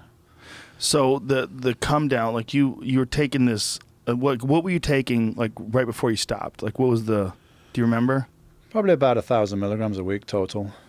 Of testosterone? Total, like of everything, total, yeah. All kinds of stuff, D-ball, everything. Bit of testosterone, bit of Deca or something like that. And then, then stop, and then was it a gradual effect where your body's freaking out, or was it like almost instantaneous? It's probably after a few months I started like noticing I wasn't feeling too good. Funnily enough, like sex drive didn't totally disappear, and actually had my daughter was conceived while I was not on anything. So, I mean, they did trials with testosterone as a male contraceptive, and it was moderately effective, but not enough that they would market it. So, yeah, probably like 6 to 9 months I was really not feeling good at all. And, there's a lot of factors there. If I was still taking steroids, but those things happened in my life, would I have felt as bad? I don't know, probably not, but there was definitely a lot of traumatic stuff going on all at the same time. Now, was there any conventional wisdom in the bodybuilding community of how to slowly cycle off, or what the factors would be and how you could mitigate them? Not at that time. Now, 20 years on, I mean, you can go on the internet and find a ton of information, but not really then. The only things guys were using was HCG, which is like helps produce your own testosterone, Clomid and some natural stuff like that. Right. I remember going to an endocrinologist and asking him, like, what should I do? Should I do HCG and this and that? And he's like, look at me, and he said, you know what, Dorian, you probably know more than me about this. Thanks for that, man. He's talking about this situation with somebody coming off steroids. He didn't have a clue, man. Right, it's a different thing. Yeah. But now, you got guys out there that have a whole. I did a seminar up in Canada, and Ben Johnson was there, actually, the guy that Olympic gold medalist. Yeah. Well, and for a while he was. He was there with his doctor, and there's a couple other doctors there. And one of the doctors told me that absolutely every guy that was in that 100 meters race tested positive. Every guy. But I think it was CBS was covering the contest, and they're like, we can't fucking, we can't have every guy. Like, we got to choose one and make sure he's not American. Really? That's the story they told me. And I believe that, man. There's definitely some real good evidence that they're all doing something. The guy was just a scapegoat. I feel bad for him. He was like fucking demonized. I remember all the newspapers, and I remember my son went to school, and they did a whole thing at school about, and he came home. He must have fucking known his dad was jacked up like that. The guy was cheating and he shouldn't do that, and all this stuff they told him at school, all right, son, I'll explain to you when you're a bit older. And he also had no recourse. Like Lance Armstrong today has a podcast. He's done a bunch of interviews. Yeah. He can tell his story. And now, I think there was a period of time where Lance was demonized. But over time, that has greatly subsided. And people now recognize, no, he literally was in a sport where everyone was cheating. Yeah, everyone. But is it cheating? Well, if everyone's doing it, is it cheating? The real issue, I think, was deception and lawsuits and saying that he didn't do it and suing people who said he did. Yeah. And there's a lot of stuff that wasn't exactly the smartest thing to do. But you're dealing with a cornered person who's a super competitive alpha male trying to figure his way out of this mess that he's found himself in, and this mess that exists systematically or systemically in this entire industry, the entire sport that he's involved in. So. Yeah, I remember that there was a car that got stopped in the border a few years ago in the Tour de France, going, from France to somewhere, across the border anyway, and it was a team car, right? And they stopped the team car, and it was just full of EPO and steroids and all this stuff, Yeah. So it's, how weird. When was the first Tour de France? I don't know, but I know in one of the very early ones, I think the guy that was winning, he died because he was using amphetamines. I mean, it was back in whatever, I don't know, 1910, 1920 or something like that. So it's there. It's part of the sport. When I came into bodybuilding, it's not like I invented steroids. They were already there. My first Mr. Olympia was in 1965. Larry Scott was the Mr. Olympia in 1965. And he said he was using steroids then. That was 1965. So when did they start being used? I don't know, but for sure in the early 60s. 1965 they had steroids. When did they invent steroids? I believe, well, you had testosterone. I mean, testosterone was used in the Second World War. The Germans were using that with the SS soldiers. So injectable testosterone was available then. Steroids, which are a more refined version of testosterone, I think late 50s. How is it more refined? In what way? So you got testosterone as a male hormone. So it's basically 50% androgenic, that's male-like characteristics, 50% anabolic, repair, build. So they wanted to take this, and they wanted this part, the anabolic, and minimize the androgenic, because that's what gives you side effects, prostate growth and all that stuff. So they refined it so that those effects were minimized and more of the anabolic effect. That was the idea. And there's a guy called John Siegler, I think, and because they found out the Eastern Bloc, they had their own stuff called Turinabol. So Siegler invented Dynabol, and I don't know, don't quote me if I could be wrong, but I think it was about 58 or something like that. He developed that for the U.S. weightlifting team. 1958. I think it was 58, yeah. But before that, you had testosterone, so who knows when people started using it. But for sure, from the early 60s, it's been a part of bodybuilding and then other sports. And there used to be a disclaimer inside the steroid thing saying anabolic steroids do not increase athletic performance. That's hilarious. Right? So they stated this. And they also told guys, if you take this, your fucking balls are going to drop off, you're going to fucking die, you're going to get liver cancer. So guys started using them and seeing that that's all bullshit, right?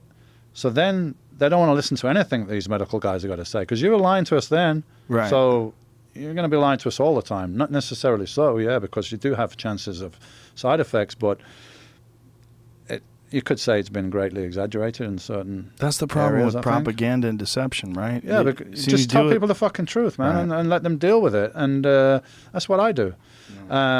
Because I saw all this stuff on the internet about what I'm supposedly doing, and I thought young guys are going to read this, and maybe they're going to do it. So I did an article in a magazine, Muscular Development, and I said, here, this is what I did. This is what I did.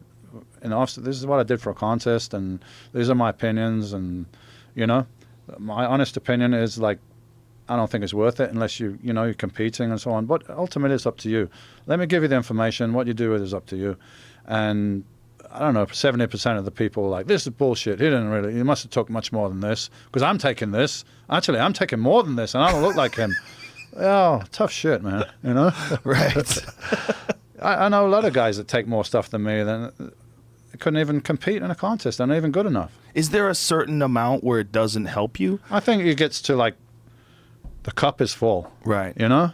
It's just a matter of hard work. The cup is full, and more than that isn't going to help you anymore. It's just going to increase your chances of negative effects.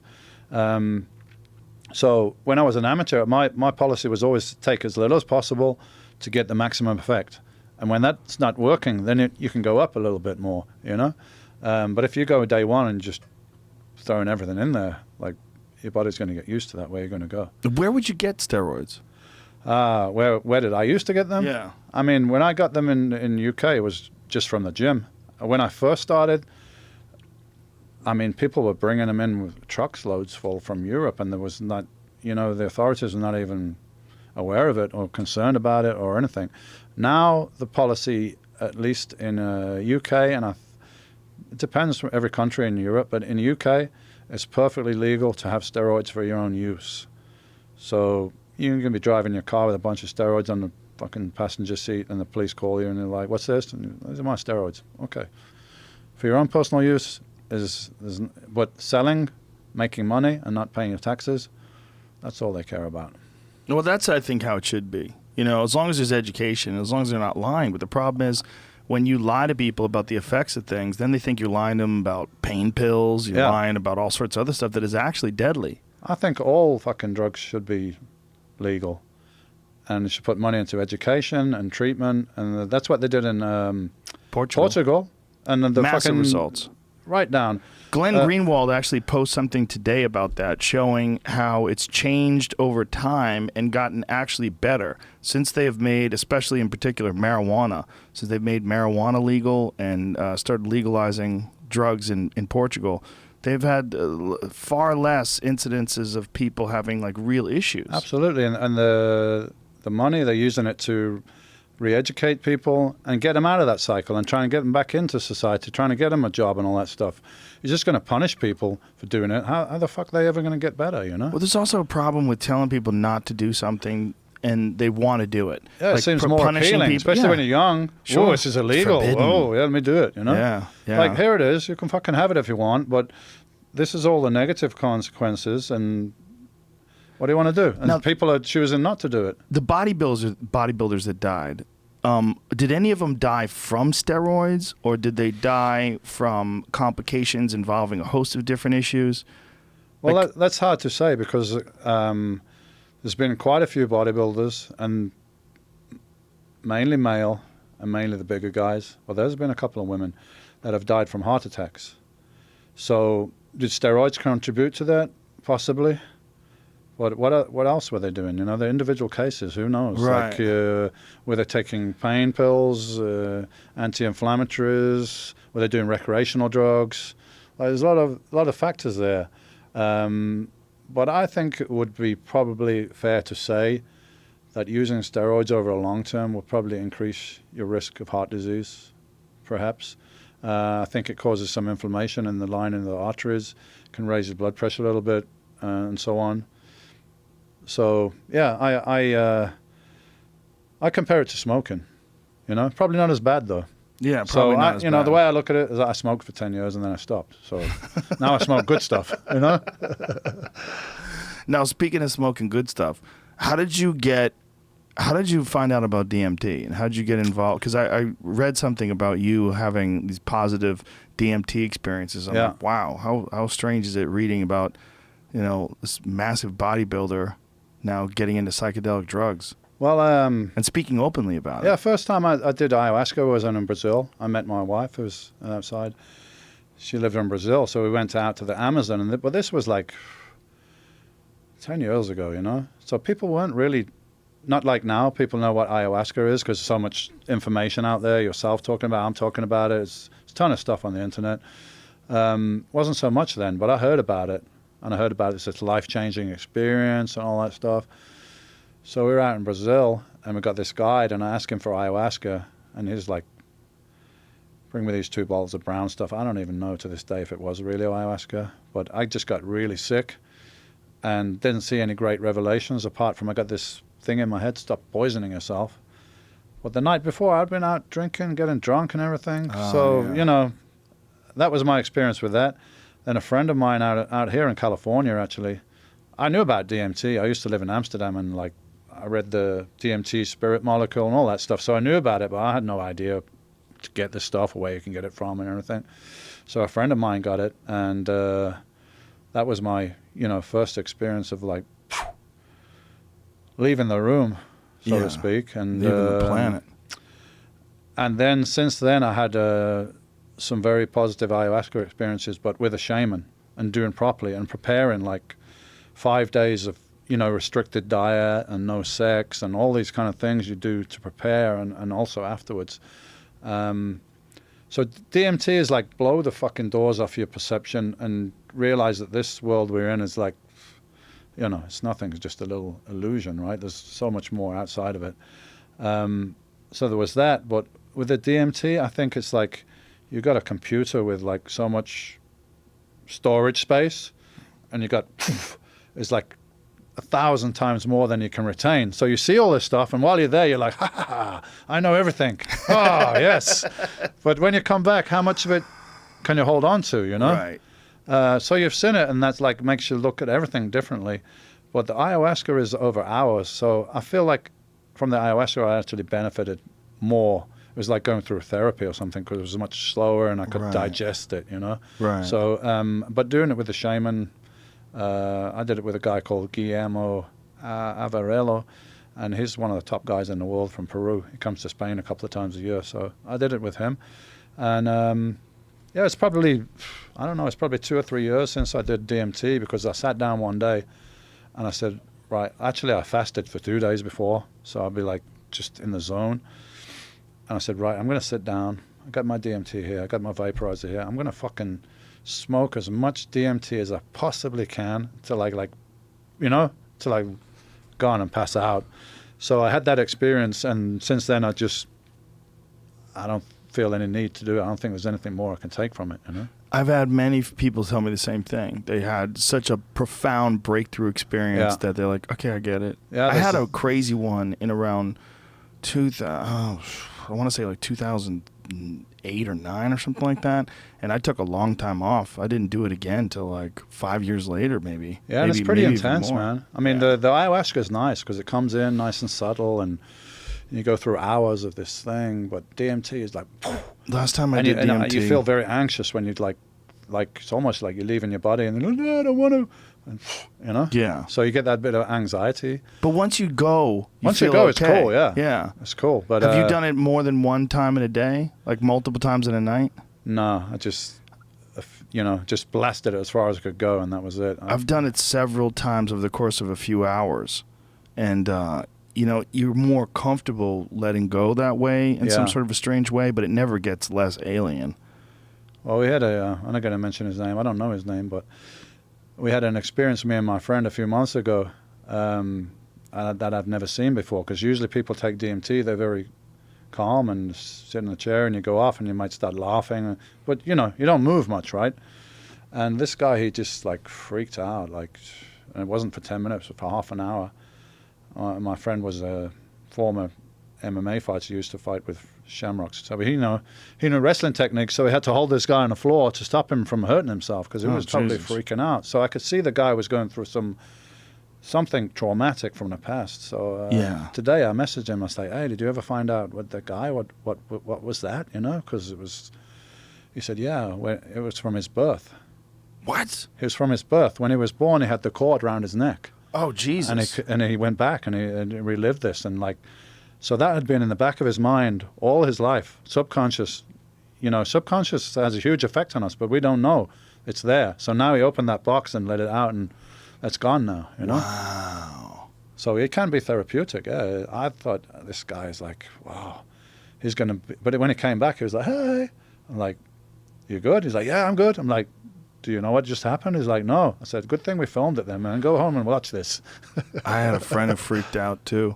He freaked out. He threw up, took his shirt off, was running around saying a bunch of crazy shit. And then after he came down, we calmed him down. It took like 10, 15 minutes. He goes, okay, well, obviously I'm a work in progress. I'll never forget that. I'll never forget that statement. But did he know what it was that was troubling him so much? No. Well, he had a bad childhood, for sure. Well, everything is most of our shit is from there, right? Yeah. From the developing years. No, for sure. Yeah, I mean, it's, and especially like real traumatic ones, abuse, being beaten by his stepdad, and a bunch of fucked up shit that was just haunting him. But it helps you to come to terms with that, especially the ayahuasca, because it's longer. I felt like the first time I did ayahuasca properly with a shaman, I felt like I was a different person the next day. I felt it was like I'd done 20 years of fucking therapy or something. Yeah. And just a lot of stuff I'd worked out in my mind. I could even see other people's point of view on things and that I couldn't see before. And, that's huge, right? Seeing other people's point of view, because especially a guy like you who's so determined and goal-oriented and just cut out all the bullshit and get it done. Yeah, it can be a little insensitive to other people's feelings around it, because you're just like, nothing, keep out my way. That's a male thing in particular anyway, right? And then add it's like steroids on top of that. Yeah. And bodybuilding and intensity and competition, and then being the best, arguably the best ever, and just fucking grinding every day. Well, my son said to me a couple of weeks ago, he's like, Dad, you don't see yourself as other people see you. I said, what do you mean? He said, I remember when I was a kid, first of all, the size, it was fucking huge, but it's your persona. You might have said to me something very normal, whatever, what are you doing with a dog? Just something normal. And he said, I'd be like, oh, because just your presence made me feel like that, Right. That's got to be weird when you're a little tiny kid and your dad's a gorilla. Yeah. I remember he did he did kickboxing, right? So he got his black belt when he was about 11 or something like that. And that was my thing. I used to take him to kickboxing and pick him up. And he's like, Dad, can you wait outside? I'm like, what do you mean? You don't want me to come in? And like, can you just wait outside? I'm like, you don't want me to come? It's like, yeah, but everyone's like freaking out and looking at you. And Well, it's got to be nice so now. I'm like, to no, be I'm fucking coming inside, man. semi-anonymous in crowds now, right? Yeah, yeah. I mean, unless someone's a hardcore bodybuilding fan. Well, there's the thing. Not necessarily slow because of the interviews I did on London Real, and I talked about ayahuasca and DMT and spirituality and reality and all this stuff. I get so many people coming up to me like they're not from the gym. I get housewives, young kids. Like it's almost like you're the guy from London Real. You're the guy that So I get a whole bunch of other people that appreciate what I'm saying about spirituality, about reality and life, and they're like, fuck, man, what you said that really helped me. And I got so many letters, emails and stuff, people, like they just took something away from what I was saying. So, I mean, that's really why I do these interviews. It's just trying to help the whole general vibe and, put it out there. And there's a whole consciousness awakening, a revolution going on now. And I'm just want to push some dominoes, and like create that effect. And then, if you touch one person, they touch somebody else, and it's like, the butterfly wings flap here, and the other side of the world is a, Yeah, it really tsunami or something. It does seem to be working in that regard, right? It is the time, man. It's the time. There's so many people that are more aware now than like 20 years ago. Isn't it kind of like, there's parallels to bodybuilding, right? That when Arnold first started doing it, there was very little information for hardly, and you guys got to see what they did and build upon that, and more information came out. And now, because of the internet, there's so much information, almost too much information. People now are aware more of what it's all about. Well, with psychedelics, 20, 30 years ago, there's so much ignorance and so little understanding. And also so little understanding, especially when it comes to something as extreme as DMT. There's still a giant percentage of our population doesn't even know what it is. Yeah, they should all take it, especially the fucking politicians.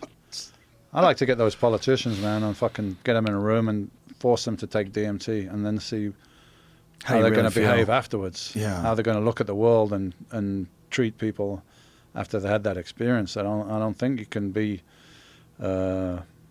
so self-centered and unfeeling as most of them are after you've had that experience. I think that any breakthrough psychedelic experience, whether it's psilocybin or LSD or DMT, they're all pretty much, ego dissolving. Different road to the same place, Well, Terence McKenna used to say that DMT is the center of the mandala. The way I describe DMT is it's like mushrooms times 1,000,000 plus aliens. Yeah. And that it seems so titanically bizarre that there's I've tried to describe it to people, but I always say, look, I'm going to tell. I'm going to do it, man. Yeah, I'm going to give you some bullshit words. Yeah, you can't really do it because you can't. There's no way. We don't have the words, right, to put it into words. You can attempt to. I went to this place. Well, it's not a place, but right. I don't have the word for it. The place is everywhere. Yeah, it's like, and there's colors, there's numbers, there's shapes, and people. Things, and there's like gestures. Everything is all one fucking thing. And what I noticed is like my breath was connected to it. I don't know how it happened, but I was in the trip and I went like that, and the whole thing moved. I was like, really? Let me try this then.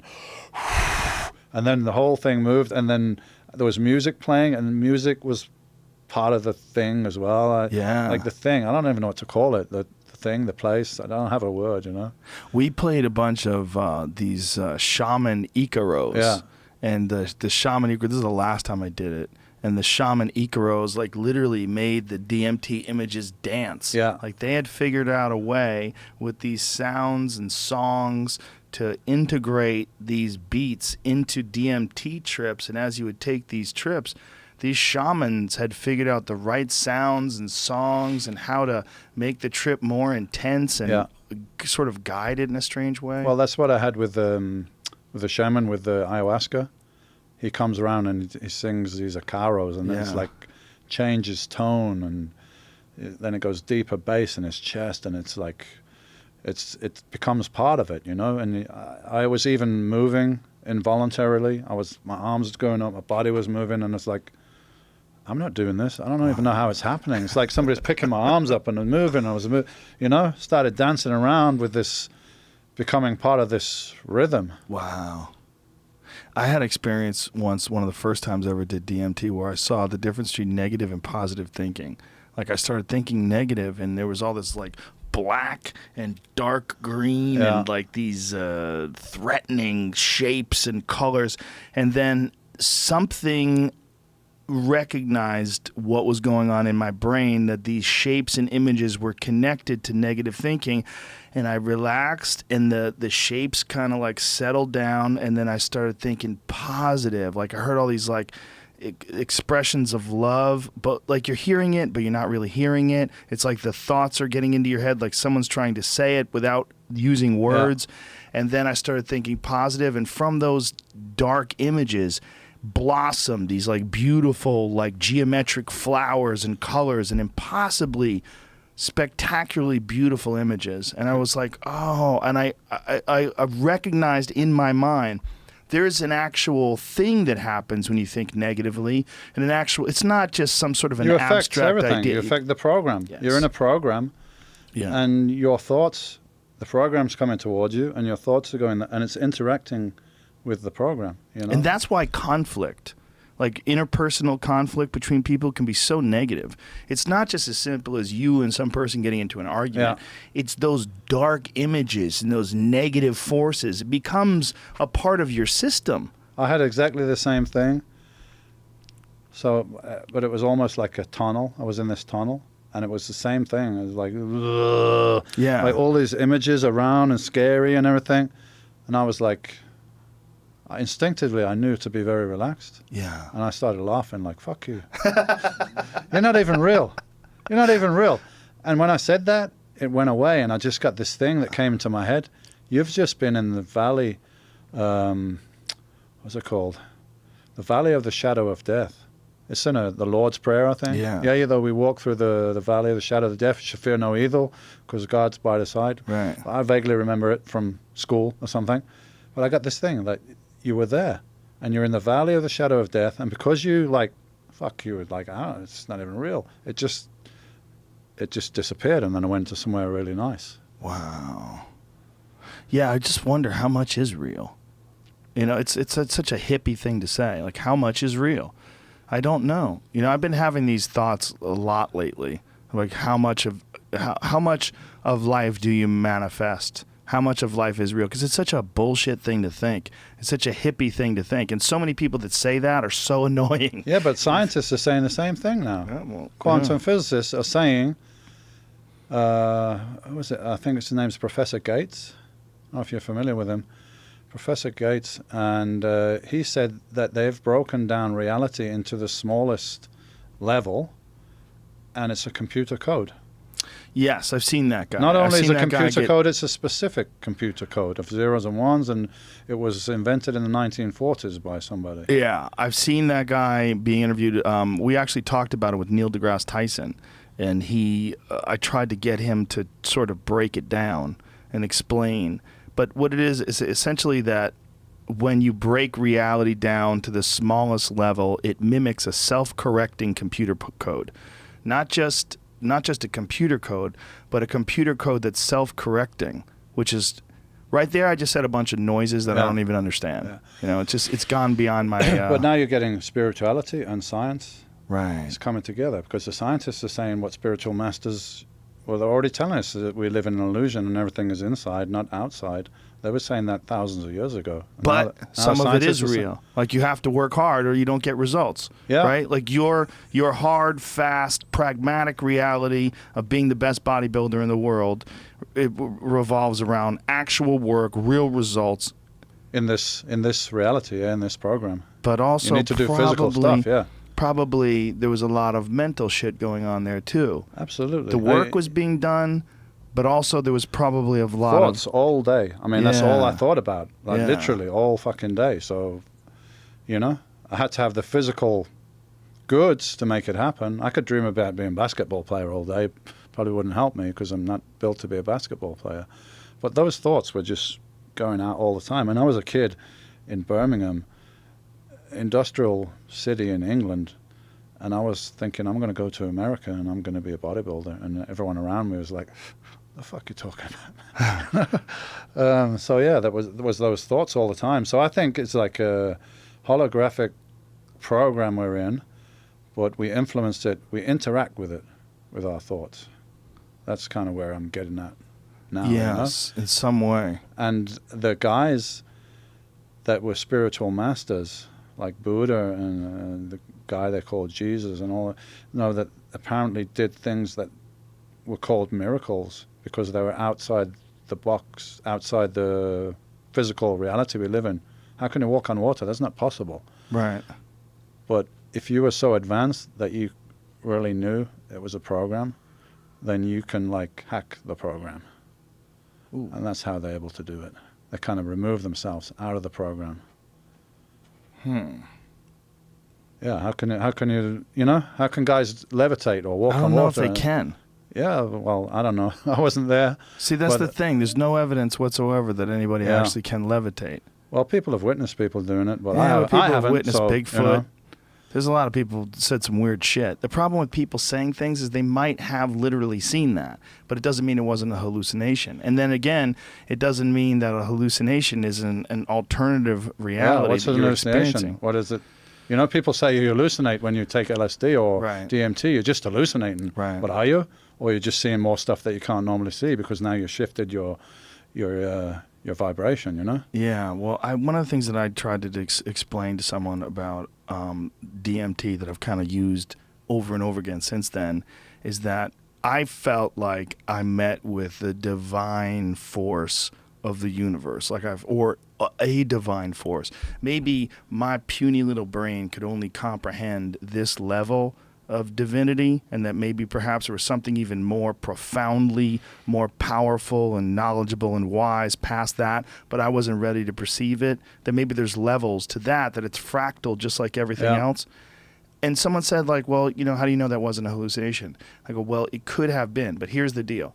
Whether or not it was or wasn't, the experience is the same. Like, if you really go into some other dimension and meet God, or you take a drug in which you experience going to another dimension and meeting God, it's still the same experience, the exact same experience. And why is everybody's experience kind of similar? Right. Wouldn't it have all a totally different fucking illusion? No one seems to think it's no big deal. Yeah. No one that I know who's ever done DMT is like, it's no big deal. You're not going to be the same afterwards. No. Your perspective is going to be different. Your point of view is going to be different. And it can only I don't know anybody that's done DMT and then they've said that was not a positive experience. I didn't get anything from that. Every fucking body I know has said that. What? Wow. The fuck? What is this? Where am I? Who is this? That's like... What are noises that come from my mouth? Nobody's ever said to me that, even the guy that I saw that looked like he was getting raped by the devil. You saw a guy getting raped by the devil? I didn't see that, but I saw his eyes, and that's how I imagine somebody's eyes would look like if that was happening. So he looked like in absolute terror is all I can say. Absolute terror I saw in this guy's eyes for like 20 minutes. But when he came back, he was like, oh, this is the guy that was reliving he didn't his even know. childhood. I'm like, you okay, dude? Yeah, man, that was fucking great. I'm like, do you know what happened? He's like, yeah, it was great. I'm like, okay. You need to watch this video when you go home because we filmed you, man. I had my friend Doug Stanhope, and he's talked about this many times on stage. I got him high on DMT at my house, and he's the only guy that I've ever got high on DMT that I worried about because he fell over on the couch and started moaning, and like foam was coming out of his mouth. He was moaning, but he's so unhealthy. He smokes cigarettes. He drinks constantly. And I was like, oh, my God, did I break my friend? I was really worried. I was like, maybe I should have considered the fact this fucking guy doesn't really take care of himself. I think when your system's kind of toxic, you don't get the best results. He came out of it. He got great results. Yeah. He came out of it. It was a fantastic experience for him. He came out of it with all these revelations. We had great conversation about it. But in the moment, he was like,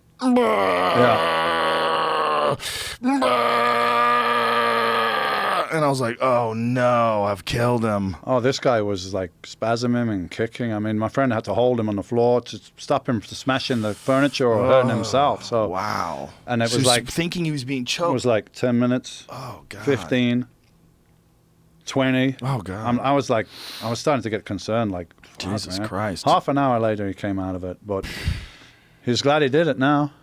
I'm glad he couldn't see himself at the time. You know. Do you ever float?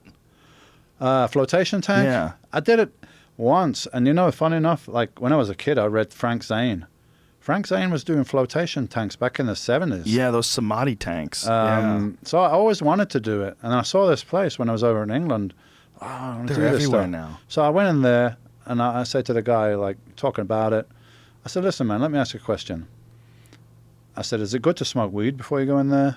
And he's like, I'll tell you the truth. He said, a lot of people come here, they smoke weed outside before they come in.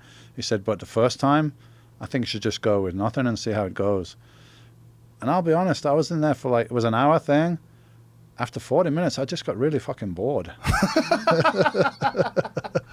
I thought to myself, I meditate every day, yeah? Mm-hmm. So I was like, this is like, I don't feel this is any better than me doing my meditation. I'm just getting kind of the same thing. So That's I didn't really, I wasn't blown away by it like I expected to be honest. But then, you know, done DMT and ayahuasca and acid and everything. So maybe my expectations were too high. I always give the same advice. I say don't smoke weed the first time. Just go in and experience it. But my thoughts are that isolation tanks and the isolation tank experience is something that it takes time to really fully relax and settle in. And there's layers to the onion, and you got to go deeper and deeper and peel those layers away. And I've done it so many times. I have one in my basement. So I've done it so many times now that when I go in, I can slide right in almost immediately. But I'll tell you this, I rarely go in sober. I almost always go in high as a kite. And edibles, preferably, are the best way to really... I can have full-blown psychedelic experiences in the tank on edibles. Full-blown visuals, going into the jungle, experiencing the center of the universe, like intense stuff. Because the relaxation, the fact that the only information you're taking in is like there's a mild feeling of the water on your body, very mild, that you have to think about, to be aware of. And occasionally you'll touch the sides of the tank and you have to kind of right yourself. There's no... some water gets in your ear or something. But other than that, don't rub your eyes. Get salt in your eyes is a bad one. But other than that, you're experiencing no sound, no visual input. And in the absence of that visual input, I think all those other thoughts become more powerful. So whatever the effect of marijuana is on a regular body when you're just hanging out, sitting around, that effect is intensified in a big way when you're in the I plan isolation to go back tank. and try that next time. Well, when you're in town, I can hook it up. All right, cool. If you want. Thanks, How many times are you in town for? How long are you in town for? We're only here till Thursday evening, and I'm going to Vegas to do a competition there. Well, they have them in Vegas too now. They have them everywhere. It's amazing. When I first started doing the tank, my first experience, I think, was in the early 2000s, and I got my first tank in 2003. Because when I bought my house, one of the reasons why I bought it is it had a basement, and I was like, I want a place to put the tank. And because I had done the tank a couple of times at this place called Soothing Solutions in Burbank. Yeah, if you got it there and you can do it every day, then... Oh, it's the best. I'll do it at night, and I get home from a comedy show, and I'll say I need to process my thoughts and go over my material, and I'll climb in that tank and just take off to the center of the universe and figure things out. It also makes me reconsider, like, how my thoughts are being... Like, one of the things about comedy is... You know, you have an idea and you got to try to figure out a way to get that idea into people's minds. And sometimes it's the wrong way. Like sometimes it's like too abrupt or too corrosive, or it's just not smoothly getting into people's minds. So you have to like really consider it. So that idea of seeing other people's perspectives, like that we were talking about earlier, that's huge with stand-up comedy. And one of the best ways to kind of get out of your own way, for me, is to explore things in the tank. Because in the absence of any physical input, you kind of stop thinking of your body and your brain and you as an individual as like the captain of the ship, and all the other things start to become more and more so you got more room to process. Well, that's the idea, is like you and I are having this conversation, but one of the reasons why I like to do it in this room with no one else here but us is there's no distractions, right? But if there was a guy in the other room with a jackhammer, it would fuck us up. We'd want to get out of there, right? We'd want, let's go over here so we could talk more quietly. Same in the gym. You want to get in the gym. You want to be like in your bubble, you know? That's why a lot of guys put headphones on, right? You just want to fucking grind and get in your own head. Well, in life itself, like while we're sitting here, your chair is sending signals to your ass, you know, your hands on the table. It's all data. In the tank, there's nothing. And in the absence of sensory input, I believe that your brain becomes supercharged. And I think you can consider things in a much more clear way. I think you have more resources. As I said, I find the same with meditation. It's like when I try to explain to people, I said it's almost like I feel like it's slowed down my thought process. So now when I have thoughts, I see them coming in. Yeah. And I'm like, do I want to act on this thought or not? Right. Whereas before, I already acted on it before it was, you know, I recognized it. That's a huge problem, is being a reactionary person and constantly dealing with input coming in and like instinctively batting it away or instinctively and if arguing. you're like stressed and anxious, you're always going to react like that. So you need to get rid of all that, you know. And people know that. And I think that's one of the reasons why people have a real problem with President Trump. One of the real problems that people have with him, like this is the guy that argues with people on Twitter. Gets mad and wasn't he on the WWE? Yeah, he was. Wasn't that perfect training to be president? But that's fun. That's silly to me. I mean, that yeah, to but me it's is the just same thing, man. You're performing. It's you know, for me, that's just what the president. How much power does he really have? How much influence, or is it just a pantomime, a distraction for people? But that was before he was president. What I'm reacting to is like him tweeting things today, like shitting on people, insulting people. Like when you're the fucking president of the United States, you're the leader of the free world.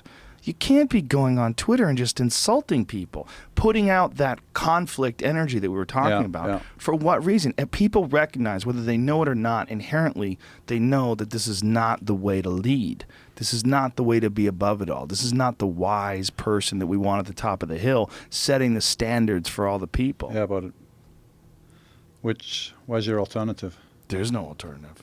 There you go. I don't think there should be a president. I've said this a million times. I just think there's but too many people. How much power does the president really have? I mean, you had Obama, right? He said he was going to close down Guantanamo Bay. Yeah, great, but it didn't happen. I don't know why. Did he want to do it, but he couldn't because other people are really in control? Or maybe they explained to him why they shouldn't do it. There could be a bunch of factors. I don't know. But I think maybe you go there with good intentions, but there's other people that pull the strings, and president's just a front guy. In that sense, one of the things about Trump being so bold and so egotistical, I think that's probably a positive, is that he's resisting the deep state. He's resisting all of these other outside influences, and he's so wealthy that he has the financial power to like insulate himself from these other people that are like him. Well, I got friends in the States, and that was the feedback that I got, that the guys that liked Trump, they liked him because they felt that he wasn't going to be controlled by the big money, the guys that own the Federal Reserve and all pulling the strings on the military and all that stuff. But I don't think you can beat those guys. They control the money system, they control everything. It's a mess. I think I like your idea. We need to get them all fucked up. Yeah, get them all fucked up. Let's get Hillary stoned. And make her a real nice, cool lady, She would just go, I've killed so many people! I confess. There's a picture of a deer that was on the side of the road that was dead. And one of those comic memes? Yeah. And it said, what did this deer know about Hillary Clinton? Yeah. It seems to be dangerous to know too much about Hillary and Bill Clinton. 2 people were killed just in the last couple of weeks. They committed suicide. So people, a lot of people know this shit, right? So they're like, we got this fucking psychopath, or we got this idiot guy but maybe he's a better alternative than the psychopath. So let's go with the orange guy. Let's go with the orange guy because he's not part of this cabal, and maybe he's gonna change things for the better. So that's why people went with him, I believe, because he was seen to be not controlled by the same forces, if you like. The Clintons, the Bushes, the fucking all these people. They're on the same club, right? Well, it just seems that change, especially change over our culture, over civilization, happens in these like slow ticks to the right or ticks to the left, moving in a good direction or a bad direction. It's so slow to change. And so when something like this comes around that is perceived to be a negative thing and is perceived to be a negative thing moving in a terrible direction and quite rapidly, it scares the shit out of people. Well, that's feedback I get now of people over here. They're concerned, Yeah. But personally, I don't think it makes that much difference who's president. So it's just a fucking sideshow to entertain people, keep them distracted. Do you think that's on purpose? They get all get all emotional, like, oh, Trump is, and it's like, it's just bullshit. It's a pantomime. It's just to keep you distracted, keep you entertained, just like football and everything else. Like, don't look over here, look over here. It's a magician's trick, Wow. I like to think that way sometimes. Then other times I think it's probably just too complicated for anybody to really orchestrate. And we're just reacting to these wants and needs and human instincts and a variety of factors that have been set in motion, like the momentum of these things that have been set in motion forever. And people are trying to profit, and people are trying to figure out how to control various factions of it. But the idea of like one person or one group pulling the strings as time goes on. It's not quite clear cut as that. But, I find it less and less plausible. Yeah. There's one small group that controls the debt. Yeah. It's not even money, it's debt. Yeah. So if you control that, then you control pretty much everything, right? But isn't everybody in debt? Is every country in debt? Isn't China in debt too? To who? Exactly. That's where it's so fucking confusing. If everybody is in debt to everybody, like, is that really debt anymore? They just fucking print money and put a number on a thing and, you owe us X amount. Let's just cancel all the debt. Yeah. No, that's why they distract you with things like, we're going to go after medical marijuana, like that Jeff Sessions guy. He's the ultimate distraction.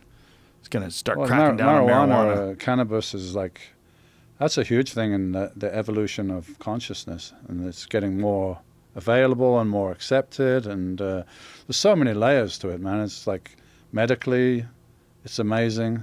Spiritually, it's amazing. The hemp plant can fucking supply what, Henry Ford built a Model T Ford out of hempcrete, right? Not only that, it's way stronger. It's way stronger. You ever see when he hits it with a hammer? He hits the fenders with a hammer. It doesn't fucking rust. It's lighter. Everything. He fueled it with hemp ethanol as well. So did you ever see them make that video where they have him hit the hammer against the fender? It's like the first Model T. They had met fenders. They had made them out of hemp. And he's whacking it with a fucking hammer. And hemp, people don't understand, if you've never experienced it, the hemp stalk, the actual stalk of the tree itself, it'll get very big and thick, and it's extremely hard, but extremely light. It's not like any other wood. It's light, it's hard wearing, like it's easy to grow, it's fucking, hard like oak, but light like balsa wood. Look at this. That is hemp. So he's banging his hammer against this fucking car, and it's not even making a dent. So tell me why they didn't build the car out of hemp then? Because of William Randolph Hearst, that fucking cunt. William Randolph Hearst was the guy who owned Hearst Publications. He also owned a bunch of paper mills. Yeah. And he's the guy who demonized hemp. He's also the guy that was the motivation for Orson Welles to make the movie Rosebud, or the movie Citizen Kane, rather. Isn't it something to do with the oil and steel industries as well? It has to do with a lot of things, but a big part of it was William Randolph Hearst, because they were at a cover of Popular Science magazine that was like hemp, the new billion-dollar crop. And they made that because there was a device that was invented called the decorticator.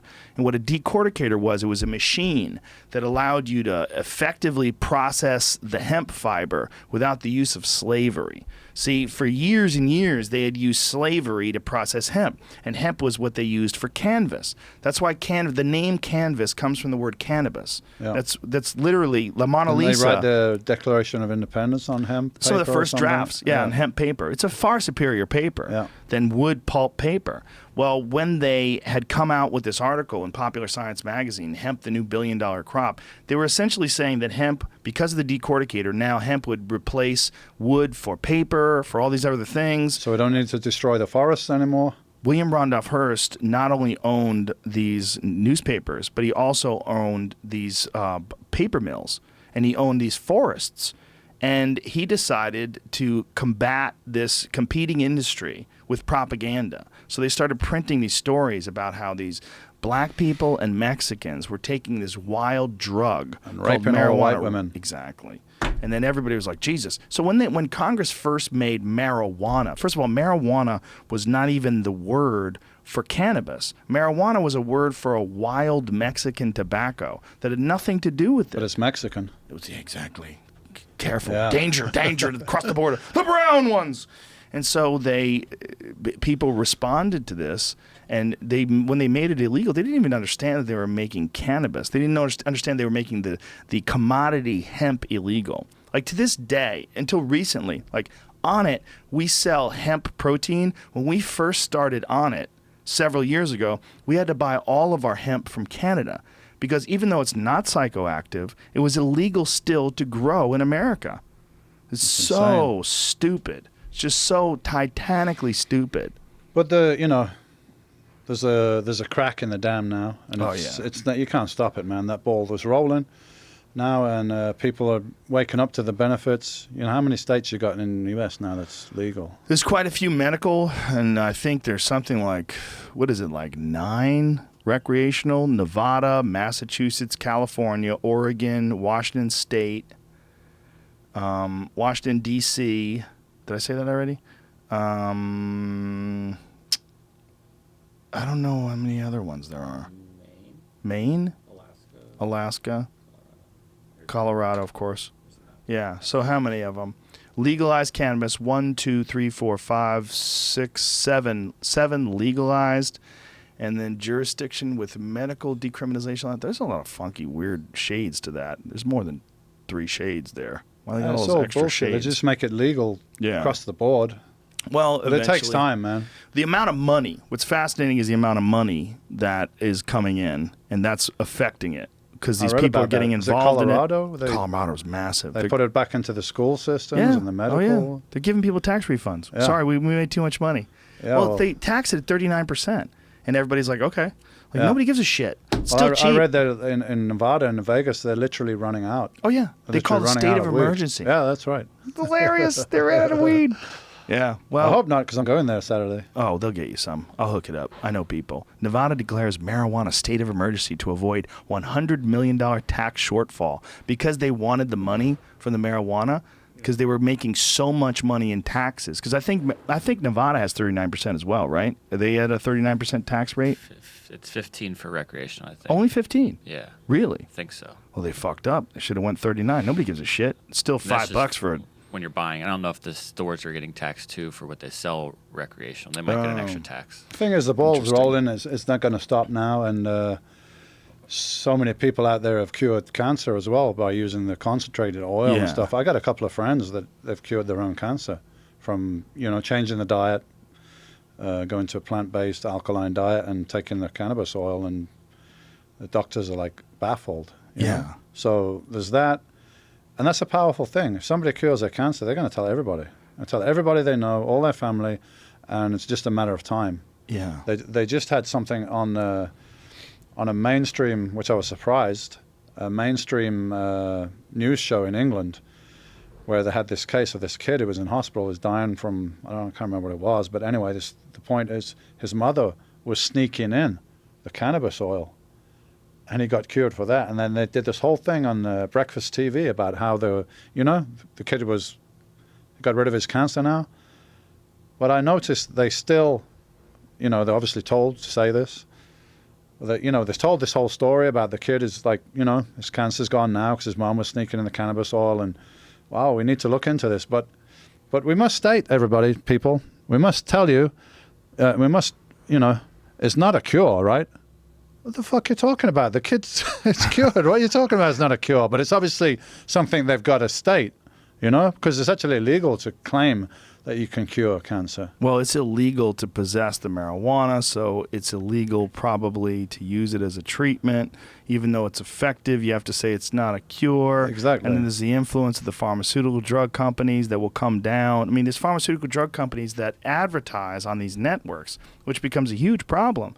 Because if they're advertising Abilify and fucking Wellbutrin and all this different shit that they're selling, they're not going to be interested in you telling positive stories about abandoning all pharmaceutical drugs and then taking natural remedies. Of course not. They can't patent it. So what they're trying to do now is make, you know, slightly different versions of it that they can patent. Yeah. There's one company, I think it's GW Pharmaceuticals in UK. But guess what? It doesn't fucking work when you do that. No. So I'm laughing at them. Waste all your fucking money.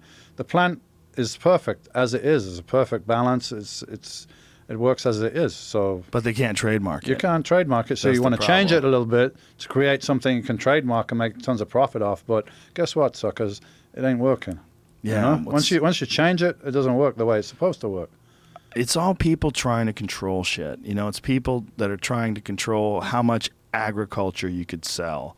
I mean, that's what it is. It's agriculture. What marijuana really is psychoactive agriculture. It's plants. Like, the idea that you tell someone they can't grow tomatoes in their backyard is fucking bananas. It's ridiculous. It's a plant that grows from the ground exactly as it is. God fucking made plant grows from the ground. How can that be illegal? Right. So if you have tomatoes in your backyard, everyone knows tomatoes have lots of vitamins. They're healthy for you. And no one would say, oh, you can't do that. Like, we're going to lots of stop herbs you that are from good doing for that. you. Right. Fucking Chinese have been using herbs for thousands of years. Sure. Marijuana is just the same thing. It's just, But it's the mother of all of it's them. like the fucking top. You know, sometimes people get confused about, like, oh, you know, you're supposed to be healthy. You're supposed to be an athlete. What are you doing smoking marijuana? I'm like, that's the fucking healthiest thing I do. Every day, I got like 40 tablets here, yeah? I got fish oils, I got vitamin C, I got resveratrol, I got herbs. I got everything, you know? But guess what? More powerful than all those fucking things together, although they're beneficial, is my cannabis oil I take every day. This is like, I don't know if you're familiar with a guy called Bob Malamade, Dr. Bob Malamade. He studies free radical. He's a human biologist, I think. And he states that cannabis is the most powerful antioxidant, most powerful anti-aging substance on the planet, period. That's it. So I consider it a health supplement. And yeah, I get high and I feel good. It's a health supplement too. And there's also ways you could take it that are non-psychoactive. You know, people that take CBDs, or I take this stuff, Charlotte's Web hemp oil. Yeah. I take this everyday That's plus the high stuff. CBD. It's fantastic. Yeah. It makes you feel good. It alleviates aches and pains. It's good for anxiety. It's good for mental clarity. It's just great for your body. It's just it's an essential oil for your body. I got my left knee, the cartilage is nearly gone.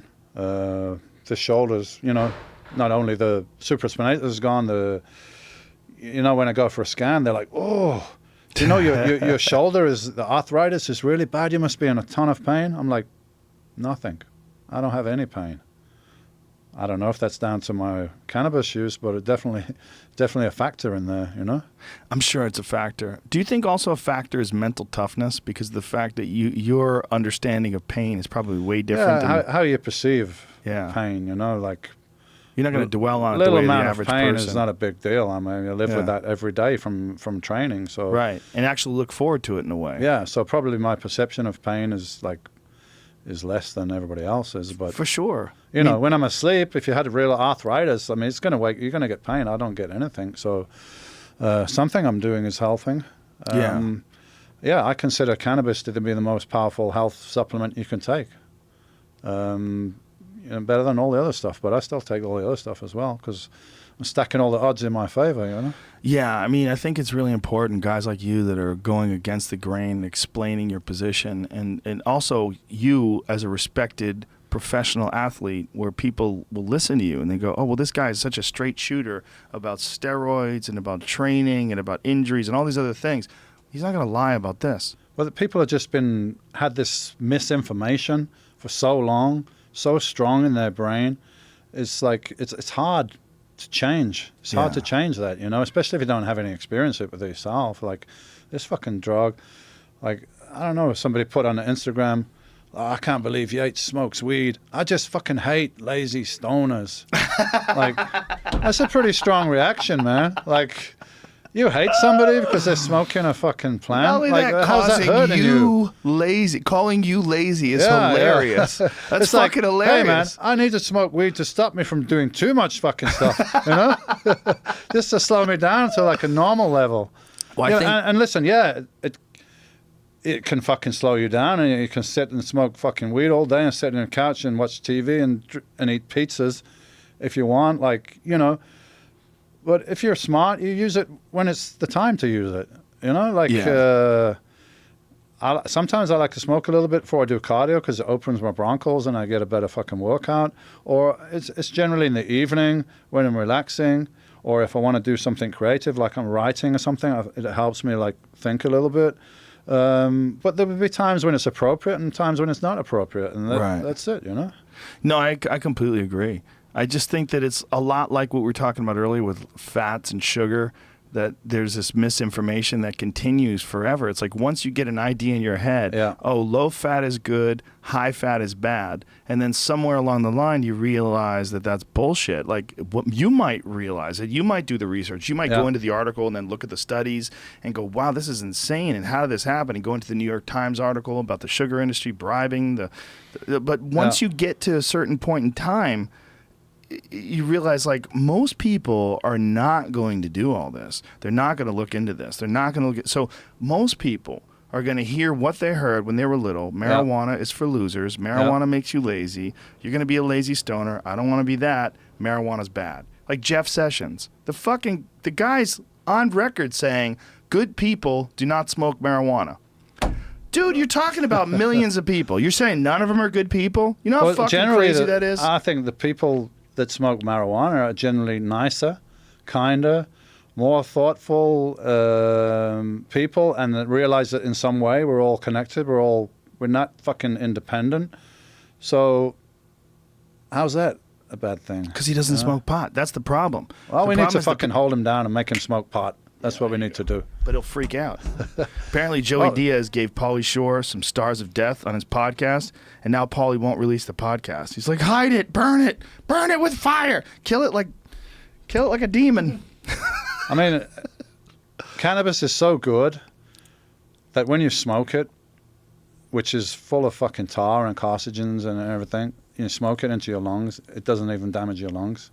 Yeah, I think it's supposed to be a different type of smoke, though. Like the smoke that you get, it's probably harsh, but it doesn't have the same. Though, yeah, you know? But the properties of it don't have the same. Like the issue apparently with tobacco in particular, like just regular tobacco. If you're smoking a regular rolled cigarette of hand rolled tobacco, just pure tobacco, no other bullshit ingredients, is not as bad for you as a cigarette, but still bad for you. Cigarette's got a ton of chemicals in there. That's why. Hundreds of chemicals. By the way, approved by our government. They're like, yeah, pour it in there. Well, what's the it going to do? government says it's good. It must be good, man. It's going to get people addicted. Throw it in there.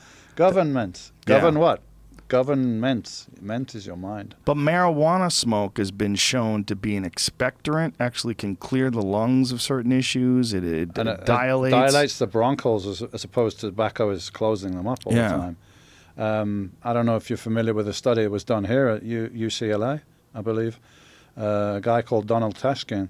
He did it over 20 years. It was a properly funded study. Why was it properly funded? Because it was funded to look for negative results. So the purpose of this study was to prove that smoking cannabis damages your lungs just like cigarettes, right? So they followed 3 groups over 20 years. Cigarette smokers only, or tobacco. Tobacco and marijuana together, and marijuana only. And the tobacco smokers over 20 years, of course, loss of lung function, a lot of cancers, all the stuff we already know. The middle group was way less, and the marijuana group smoker, like daily smoking over 20 years, there was no increased cancer, there was no loss of lung function. In fact, slight increase in lung function as compared to non-smokers. Well, they're exercising, taking big toast. Yeah, that's what he guessed, because you're taking in. But not only that, because the cannabis is dilating the bronchos all the time, if you keep dilating it, it's going to get more, it's going to get more functional. Well, it makes sense. I mean, it's counterintuitive to a lot of people that think that it's negative, that it's bad for you. So I just see it as a super health supplement. I don't see anything negative. I don't see it as a drug. It's just a plant, and yeah, you get high and you feel good. And you laugh. It's silly shit. It's got to be good for you, right? I agree. And I think that people are starting to understand that more now than when we were kids, for sure. Yeah. I used to smoke when I was a teenager, and in England we mix it with tobacco. That's just, you know, until I came here, I didn't know, like, people smoke it pure. I don't mix with tobacco now because I realize the weed is good and tobacco is bad. Before, I didn't know. They're both probably bad for you. I don't give a shit, you know. Yeah, how did that get started in England? Because every time I've been over to England, they do that too. They're like, do you mix your weed with tobacco? I was like, what? Yeah, I don't know, man. It was like, That's how it was always done that way when I grew up. I grew up in Birmingham. There's a ton of Jamaicans, you know. So the Jamaicans were the guys that brought the weed in and stuff like that. But even they used to mix with tobacco. And a lot of people smoke hash. So hash, you gotta mix it, you know, with something, right? So people mix it with tobacco. But I think last time I smoked tobacco was probably like 8-9 years ago when I became educated, and I was like, wow, this cannabis is really good on its own. A lot of people in America, they take a cigar, they take out the tobacco, they put the weed in, and they make a blunt out of it, but you're taking in tobacco and from the pot leaf, too, and it gives you this weird high. Like, because you're getting that nicotine buzz, like head buzz. But you're also inhaling in a way that you don't do with cigars. Yeah. You don't usually inhale. Cigar, you puff it out, right? Yeah, you get the tobacco, it gets into your body from your mouth, but you don't really inhale deep into the lungs. I like to use the hemp papers and also a vaporized extract as well. Yeah. Like dabbing, they call it here. Right. So I do that. I find, I find it's a bit different between smoking weed and dabbing the extract. Smoking weed, I find it a bit more relaxing. Dabbing the extract is like, I'll do that before I go on a bike ride or do cardio or something, and I'm like, whoa, ready to roll, man. You don't get tired. You literally don't get tired. I know, right? Isn't it amazing? You can, whatever you're doing, running. First of all, it's dilating your bronchioles so you can deliver more oxygen. But I think also it's the mental thing. They like getting that zone. And perceived pain is less. Discomfort is less. So you just keep going. Yeah. The guys in Brazil, they all smoke before they do jiu-jitsu because it helps to be relaxed, right, when you're doing that. You don't want to be all tense all the time. Not just relaxed, but also singularly focused. Focused, yeah. That's America, too. A giant percentage of people smoke pot before they do jiu-jitsu. Yeah. Yeah, it's a big thing here. Yeah, bodybuilding as well. Really? I mean, I'm the only one that talks about it because all those guys are, like, scared, like, it's going to be viewed negatively or their sponsors are going to, like, drop them or something like that. Yeah, that's a problem, right? Well, I can tell you, like, half of the guys on the Olympus stage, they're all stoners. Because, it helps you relax after training. You can't drink, right? Because of calories, and if you drink the next day, you're not going to perform so well. I mean, you can get totally fucking high tonight, and you can go in the gym tomorrow morning. 100%. Zero negative effect. Right. Zero. Do you remember the Arnold? I'm sure you do. Arnold is numero uno. Yeah, there he is.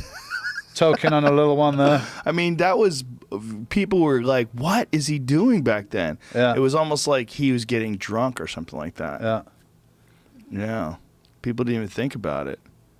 And he was the only one. He wasn't like passing it around other people. He was the only one on camera smoking. Yeah. The other guys were probably scared to smoke it when they're not on camera, Yeah. Well, it's weird. But yeah, it's still viewed negatively, like an athlete saying he smokes marijuana, he's risking maybe losing his sponsorship, and I don't give a shit. I don't have sponsors. I'm independent, so I'm, a bit more free to speak out. Well, the crazy thing to me was the NFL. The NFL saying that these guys can't smoke pot, and they suspend them for smoking pot. Meanwhile, it's okay to run full speed at each other and smash into each other, and the massive amount of damage that's doing. That's not a problem. But the problem maybe the is cannabis the would actually help them with the brain injuries, because a lot of studies, with Alzheimer's and stuff like that, it's very protective on the brain. So maybe it could have helped them, if anything. It definitely wouldn't harm them. And even if it's just CBD oil, it's a neuroprotectant, cannabinoids. Yeah. Yeah, I mean, we're living in an age where information is leaking out there and people understand things more today than they ever did before, but there's still a massive amount of ignorance that you have to combat. But it's, it's ahead of 10 years ago. Yeah. Right? And I live in Europe. I live in Spain now. And in Spain, it's not legal, but it's legal to grow in your house for your own use. It's legal to smoke in your house for your own use. So what's happened is these collectives have been created. So, all right, so I can smoke in my own private residence and I can grow whatever, let's say 3 plants for myself, arguably. So what if there's 100 of us now in this collective, in this club? So now we can grow 300 plants. And so that's how it is. It's supposed to be non-profit organizations. So when you go and you buy your weed, you're not technically buying your weed. You're contributing to the upkeep of the collective. That makes sense. So that's how it works there. And then in Holland, it's tolerated, they call it. Technically, it's not legal. It's just tolerated, so they can sell in the coffee shops there and whatever in Amsterdam. So those 2 countries a little bit ahead, but everywhere else is still not legal. Like in UK, where I come from, it's not legal. But the police have already stated they're going to arrest people for smoking weed because they consider it a waste of their time. So in a major city in England, you go walk down the street, you can smell weed. People just walk down the street and smoking weed. If the police are there, they might say, hey, come on, put that out. But that's as far as it goes. So technically it's still illegal, but it's kind of like, the police are not, they don't care about it unless you're selling it. I think Canada is set to essentially legalize it nationwide. I think that's the most recent revelation from Canada. They're essentially ready to just... Canada's always been a pretty good weed country, right? Yeah, well, Vancouver in particular. Yeah. There's a great documentary about the marijuana industry and its impact on Vancouver. It's called The Union. Fantastic documentary, just showing how ridiculous it is and how inexorably tied marijuana is to their entire economy in Vancouver. I mean, it's the money that comes in from marijuana is just a gigantic portion of their economy, and it's all this underground. Money talks, right?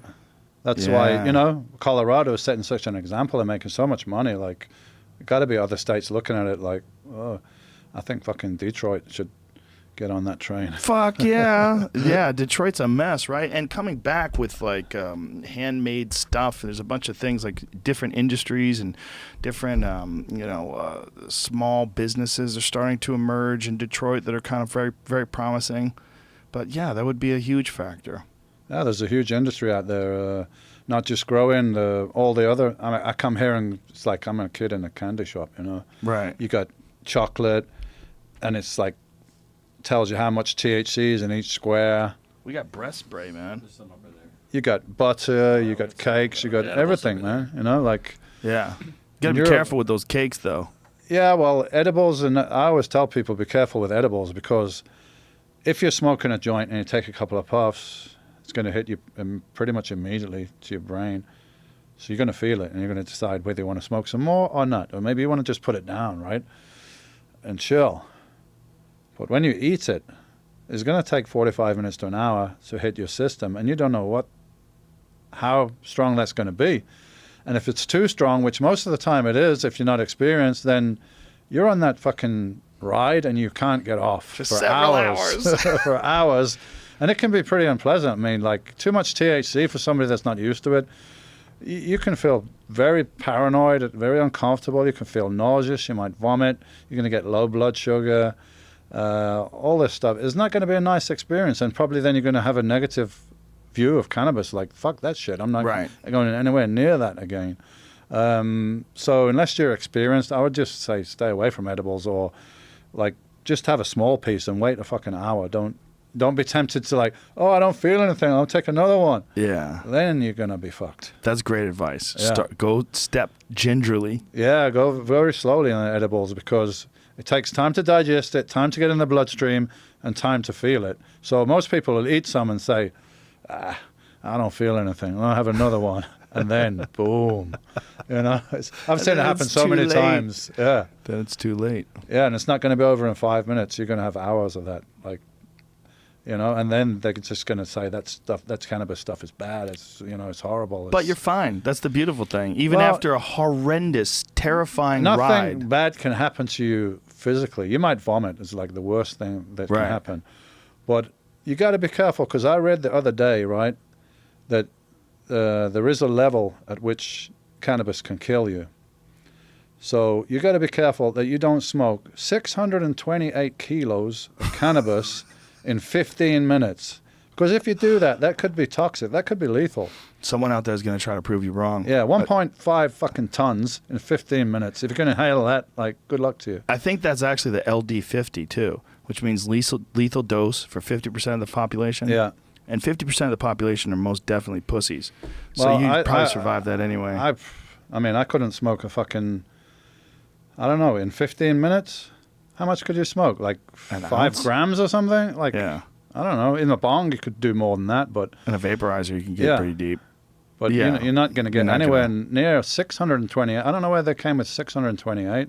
It's theoretical. 627 or 629, I don't know. It's theoretical anyway because no one's ever died from it. No one's ever died from it. So, like, what other substance can you not die from it?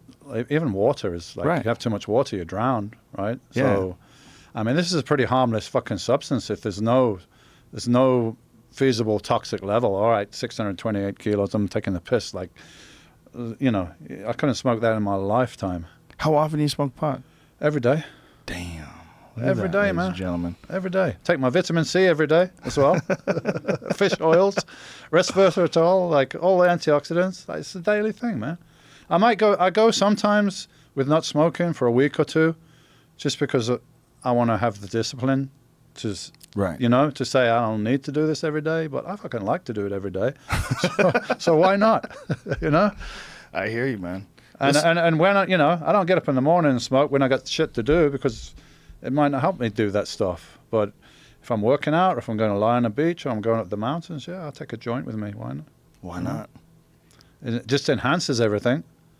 You know, enhances your experience, enhances food, enhances sex, enhances music.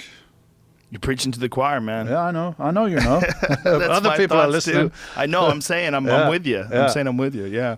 No, I mean, I couldn't agree more. Listen, man, we just did 3 hours. Wow, Isn't that crazy? That fucking went quick, right? Like that. Yeah. I would have said it that's does. like an hour and a half or something. Anything else to say to the people before we wrap this bitch up? I hate to be the guy that goes on chat shows and promotes things, but I'm going to have to do this. Please do. Yeah. I'm going to be in Vegas on Saturday, and we got a thing called Super What's League. the date, actual date? Saturday is 29th. 29th? Okay. Yeah, I'm going to be in Vegas. We've got a competition called Super League, and this is for bodybuilders / strength athletes, and it's somewhat functional because,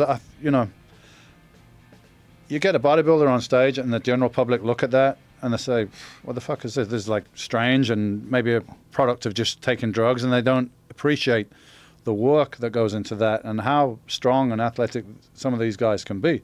So this competition has 2 rounds. The first round is lifting. So you get judged on 8 different exercises. You score a maximum of a 12 rep set. So there's that, and then there's a physique round, but it's done by a computer. So it scans various areas of your body and gives you a score on that.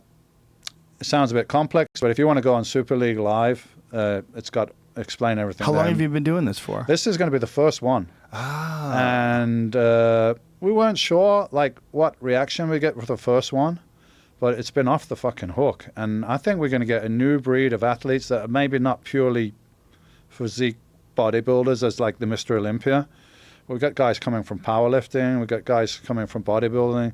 There's a lot of guys out there in the gyms around the world that are fucking athletic, strong, freaky guys and girls. We've got both categories that maybe don't want to compete in a bodybuilding competition for various reasons, or they do want to compete in a bodybuilding competition and they want something alternative to do. We got a competition between Team LA and Team Atlanta as well, and we got interest for roll this out internationally. So keep your eye on that, man. So how do people go to it? What casinos Super League, is it at? Super League Live, and the contest is in the City Athletic Club gym in Vegas, which is like, I don't know, the biggest gym in Vegas. Okay, and There we so are. the website for it would be Super League Live or superleague.live, I'm not sure. Or Super League Live. Not live, yeah. .live, superleague.live. Superleague.live. All right.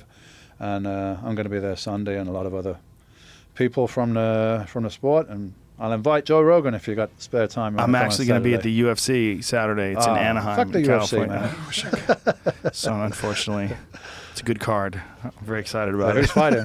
John Jones and Daniel All right. Cormier. Oh, great. And, Is that in Vegas as well? No, that's out here in Anaheim. Cool. Cowboy Cerrone and Robbie Lawler. It's a great card, actually. It's one of the best cards of the year. I'm just joking. So I would do whatever you want, folks. But Super League is going to be awesome, I'm sure. Yeah, Listen, thanks. man, it was an honor and a pleasure. I really, Thanks, really Joe. appreciate Thanks for you having me me. on. It's been, like 3 hours has gone like nothing. Like So nothing. I'm sure we could talk for fucking 24 hours, but I bet we could. it's time to smoke a joint or something. I agree. All right. All man. right, everybody. Thank you, brother. Appreciate it. See you guys tomorrow. Oh, it was cool, man.